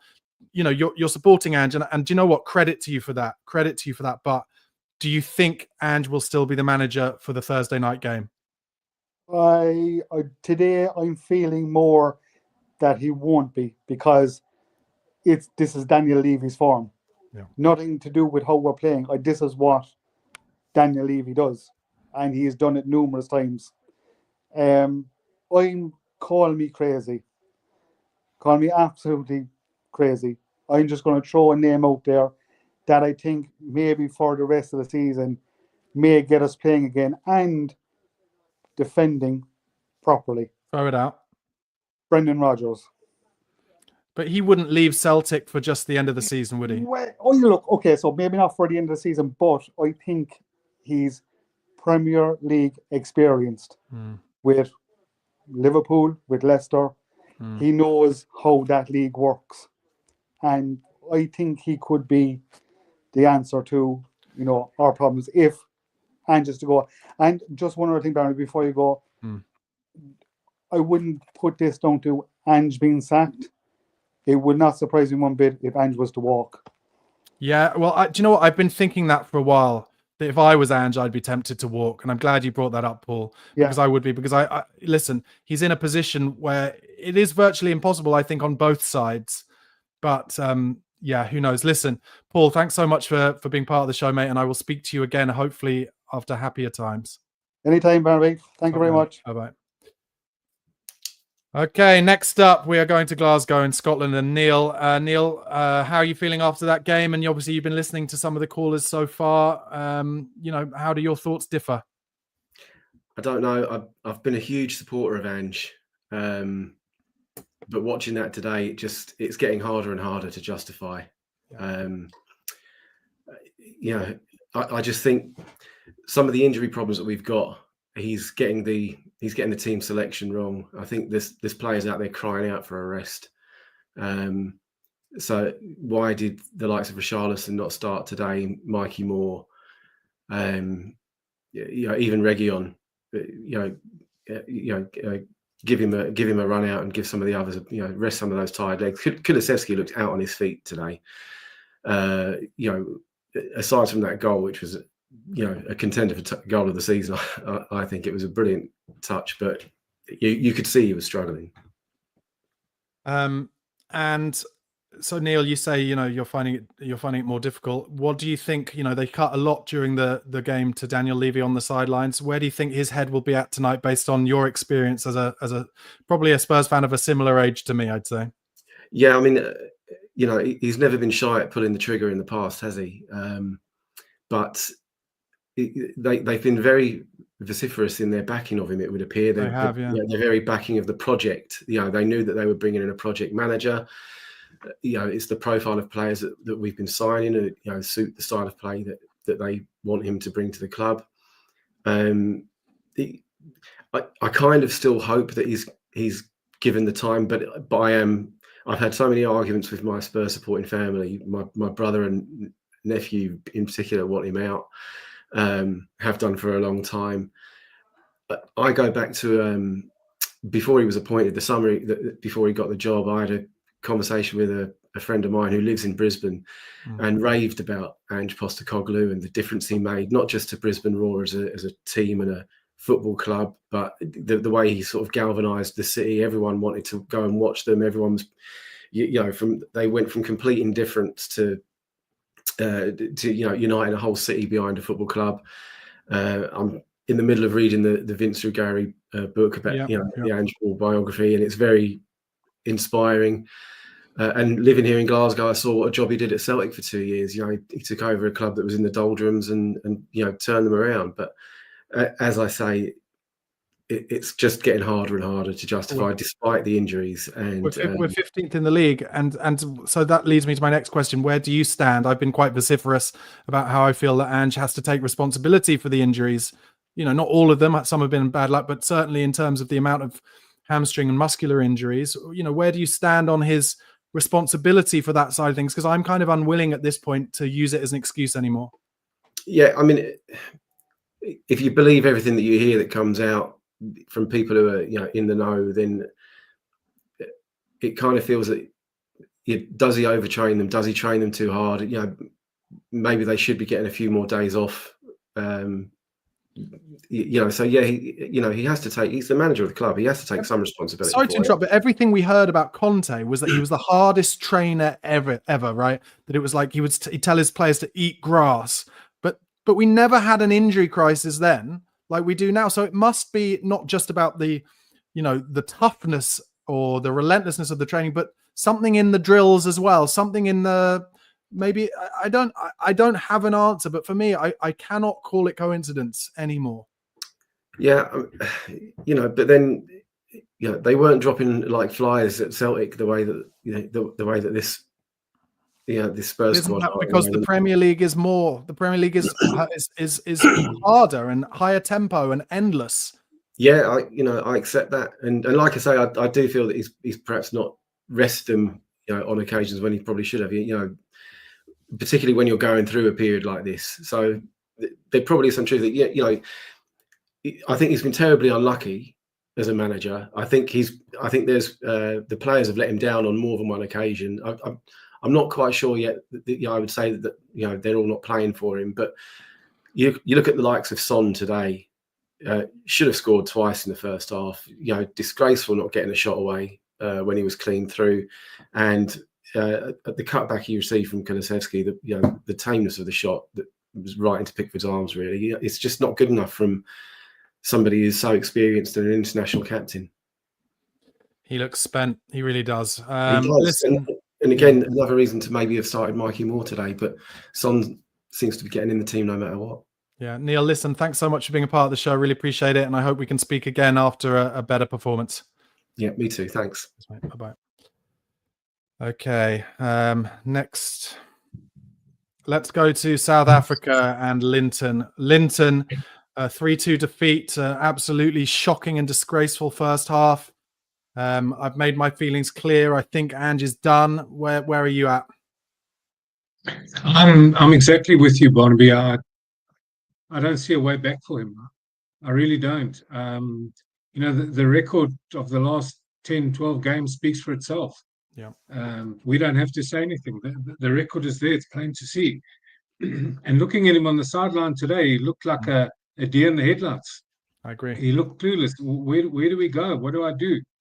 He just didn't seem to have any ideas.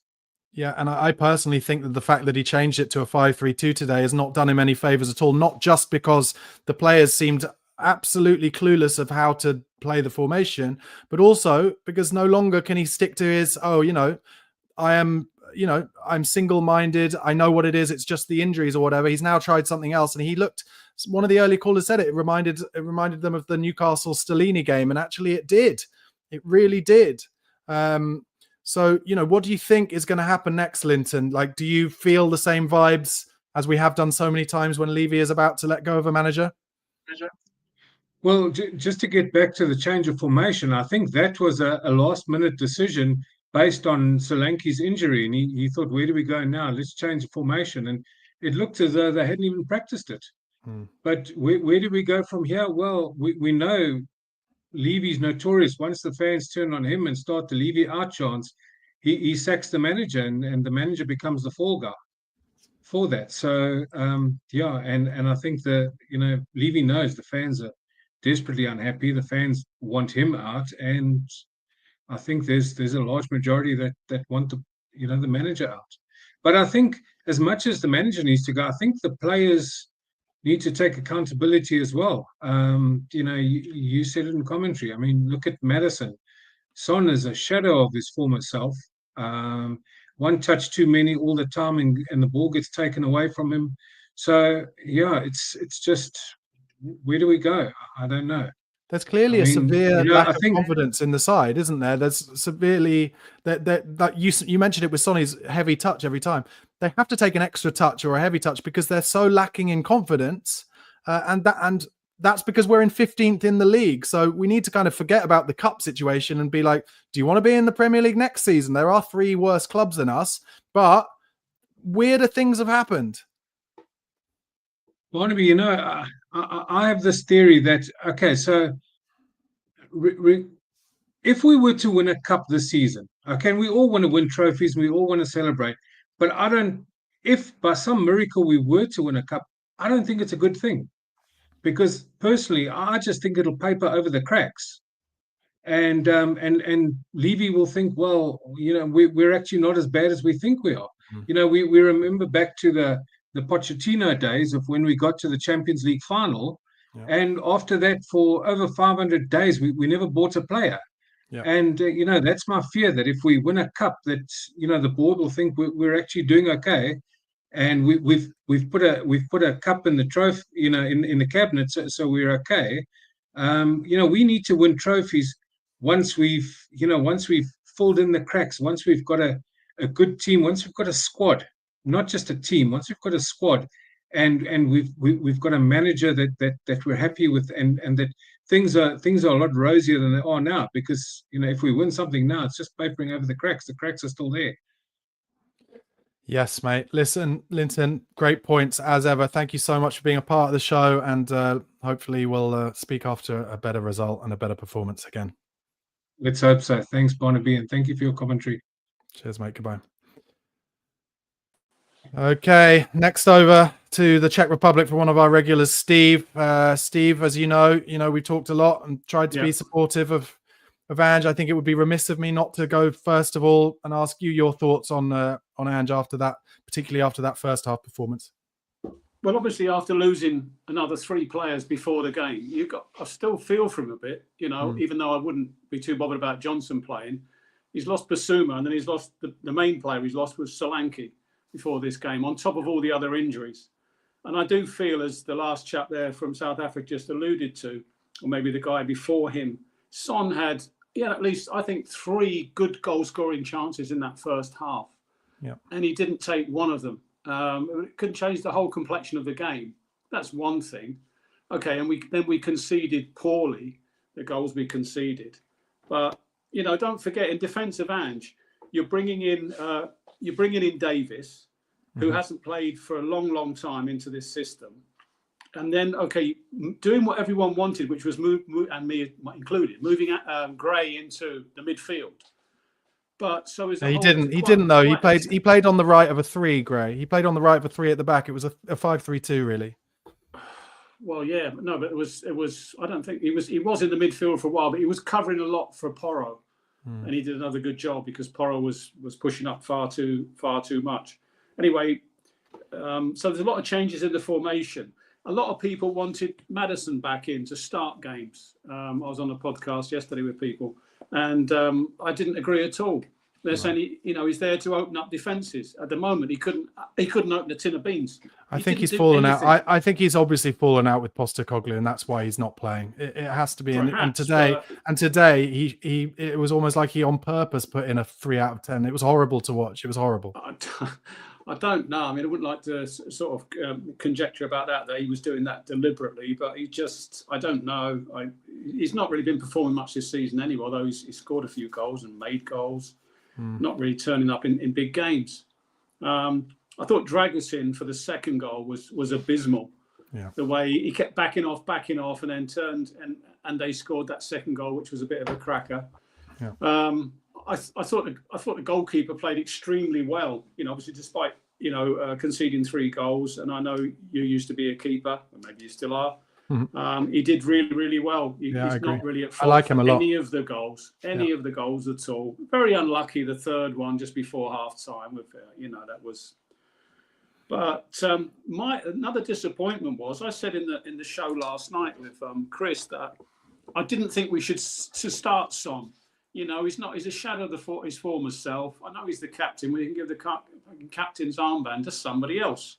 And I wanted to see Mikey Moore actually start. Doesn't mean that we would have won, of course, but he injected a lot of pace. Not only did the third goal that we got, he created from a cross, but we were running at them and linking up with Spence down that left-hand side, which Sonny wasn't doing at all. And he moved inside, obviously. So I was disappointed that he left it until about the 72nd minute, with about 20 minutes to go of normal time before he brought more on. Yeah. I think he'll start. He'll start on Thursday night, won't he, Mikey Moore? Listen, Steve, I've got a few people to get through. Listen, I just want to ask you one question before I let you go. Do you think Ange Postecoglou will be in charge of Spurs on Thursday night? I don't think he will be, but I don't think we should get rid of him. I think he's still been extremely unlucky. I know everything that's been said about the injuries and his contribution to those injuries. I wouldn't like him to go before at least the Liverpool, second leg of the Carabao Cup. Okay, Steve, I appreciate your thoughts. Very valid. Okay. And thanks again for being part of the show, and I'll speak to you after the Thursday night game, I hope. Thank you very much, Barnaby. Cheers, thank you. Bye-bye. Okay, next over to Ronnie. Ronnie, thank you for being patient, mate. How are you feeling after that 3-2 defeat? What are your thoughts? Yeah, it was very difficult to watch, especially the first half, but it's another disappointing one.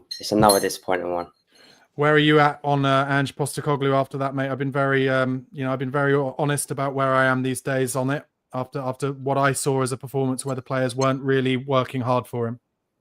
I still think Ange should be in. I still think he should be in. I think because of that game, I think people are going to jump to conclusions and think he should be sacked. I don't think he should be sacked. The first half, though, I don't understand why he went to a 5-back. I don't get that at all. You've got a centre-back coming back from injury. That's a boost to you. And you decide to play 3 centre-backs. You've got it's your perfect opportunity to play Archie Gray holding midfield, and he doesn't do it. And I felt like with Archie Gray and Pedro Porro, he sort of played 2 players for one position, and it felt quite strange, I think. Yeah. Obviously, we've got the Hoffenheim game. It's away on Thursday night. We need a win in that pretty badly. If he does stick with Ange Postecoglou, can you see us winning that game? Hoffenheim are in appalling form as well, actually. I think Dr. Tottenham will strike again, most likely. But yeah. Well, let me ask you this then, Ronnie. Sorry, then let me ask you this. How many defeats can Spurs have, like in a row in the Premier League, before something is done about the manager? I think Leicester could be the point because that's a relegation team at home. Everton aren't, though? Everton aren't a relegation team? They are a relegation team, but that's away from home. And our record at Goodison Park in the last 5 years, I think, has been pretty poor. We've not got... I don't know what the last win was. I think it was 6-2 when that was prime Tottenham for me. But yeah. Okay, look, unfortunately, Ronnie, I haven't got much time left, so I'm going to have to let you go there. But thanks so much for being part of the channel. Do call in again, and I'll hopefully get to speak for longer next time. Cheers, mate. Cheers. Okay, next up, I'm going to go to John. Hello there. How are you feeling after that, mate? Gutted, absolutely gutted. Really didn't think we'd lose today. Yeah, thought it was unacceptable. Yeah, I'm really feeling bad about it. I've been a massive fan of Ange. I still believe in him, still want him at our club. But if he was sacked tonight, tomorrow, I wouldn't be overly surprised. And I wouldn't be quite as disappointed as I would have been 2, 3, 4 weeks ago if he had been sacked. I could understand it if he is, but I really do still want him at the club. Is there, because today was definitely the first time where I've watched and thought, I think Daniel Levy will probably sack him. Is there anyone who is available who he could bring in if he did sack him that you would be happy with? No, I thought long and hard about it, and I can't see anyone that I'd be happy getting. I mean, I listened to you before, after the game, and you said about spending 20 million on Areola. Yeah, I get that. But you could also say spend 20 million on Nuno. But then you could say, well, we already had him. It's a different type of football. It's a different type of football, John, though. Nuno is doing well at Nottingham Forest because Nottingham Forest don't have the entitlement or the expectation of Spurs fans. So when Nuno tried to play that kind of pragmatic defensive on the break football, Spurs fans were like, the moment it started going wrong. And because of the lack of expectations at Nottingham Forest, those players, I'll tell you what, the team, what you don't hear, I was talking to a friend about this just yesterday, actually. You don't hear any of the pundits or anyone on social media say about Nottingham Forest, oh, it's all well and good them playing without the ball on the edge of their box and trying to break at pace. But the moment they stop winning, the Forest fans won't like it.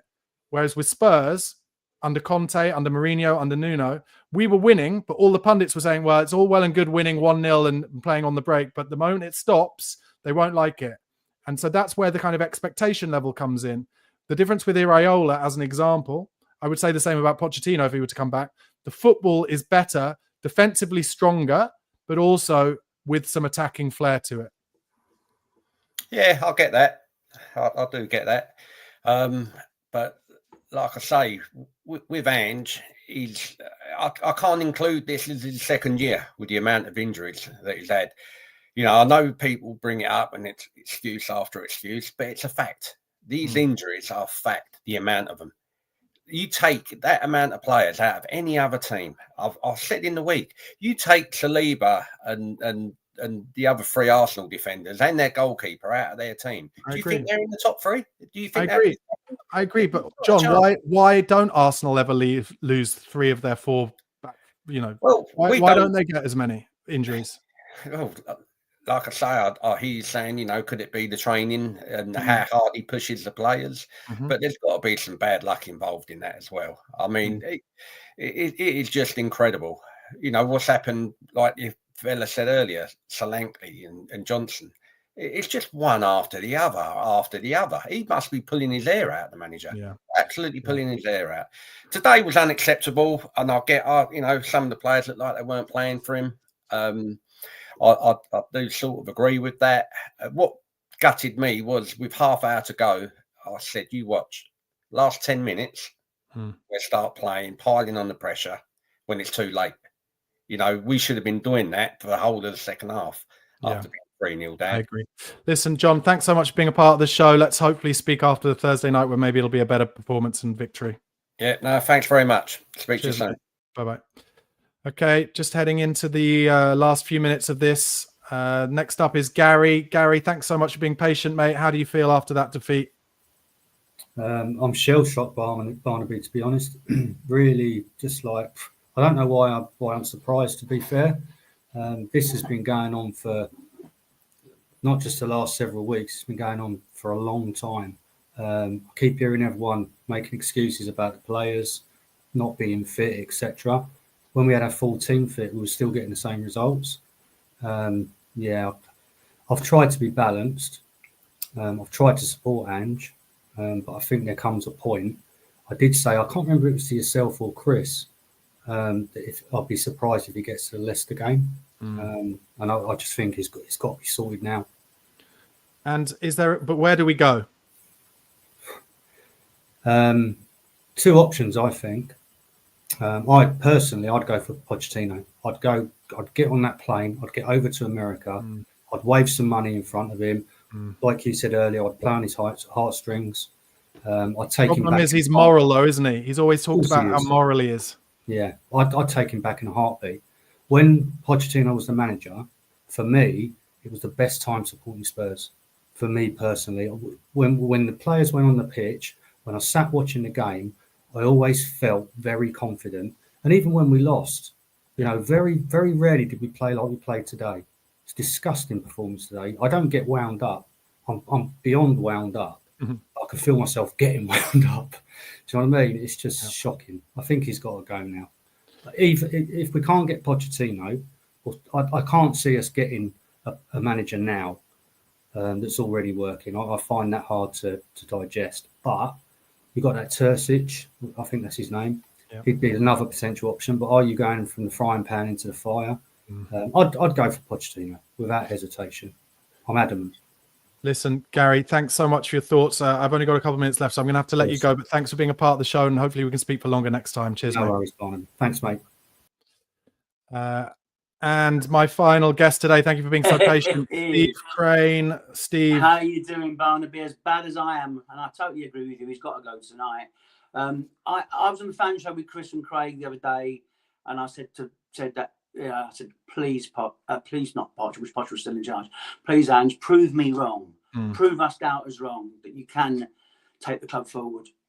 He's not going to prove me wrong. Does anyone seriously think we're going to go to Anfield and not get battered?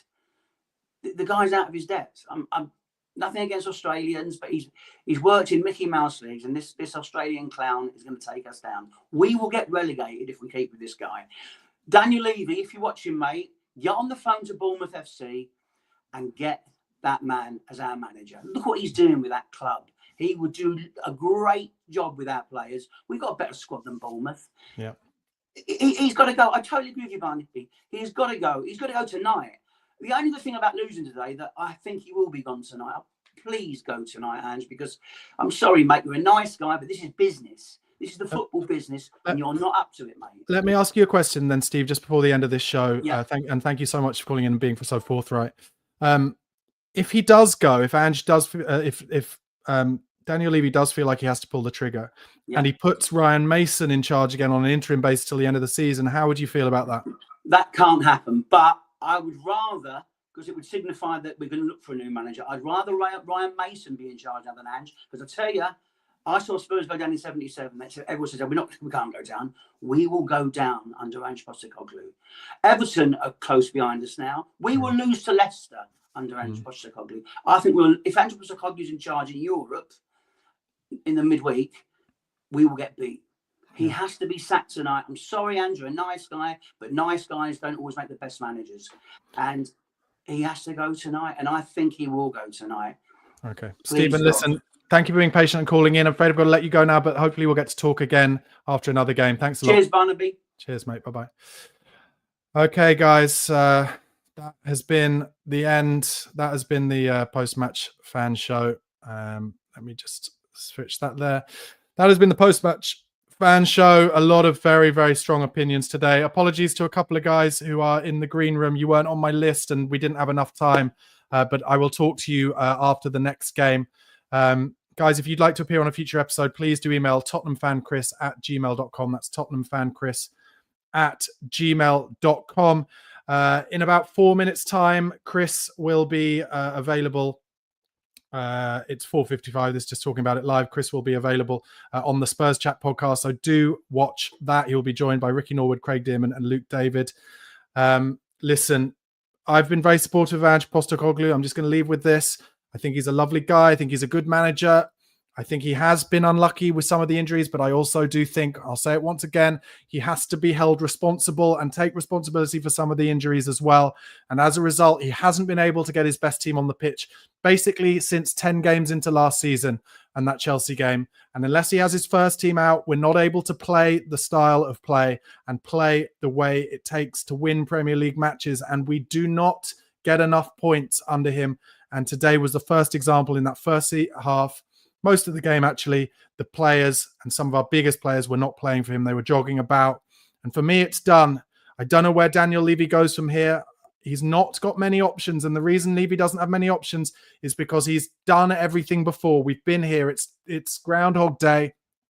But that doesn't mean that he should have stuck with Tim Sherwood. And it doesn't mean, I don't think anymore, that he should stick with Ange Postecoglou, because we need to defend a bit tighter. There is a middle ground. There is a compromise where you can play beautiful football going forward, but you can defend, you can block crosses, and you can defend your back post. And we don't do it. We concede too many of the same goals over and over and over again. And for that reason and that reason alone, and us being, well, not that reason alone, but us being in 15th place in the Premier League, something I never thought I'd hear us say as Spurs fans, after the new stadium, after the amount of money that we consistently spend in the transfer market, which if you see, I'm sorry, it's in the top 3 or 4 over the last few years of Premier League clubs. Levy doesn't spend enough on wages, but we do spend a lot on transfers, but we cannot be in 15th place. And for me, that's why tonight I think Daniel Levy will be feeling very tempted to let Ange Postecoglou go. And if it happens, it would not surprise me. Thank you so much for watching today, guys. Let's hope it gets better somehow. Goodbye.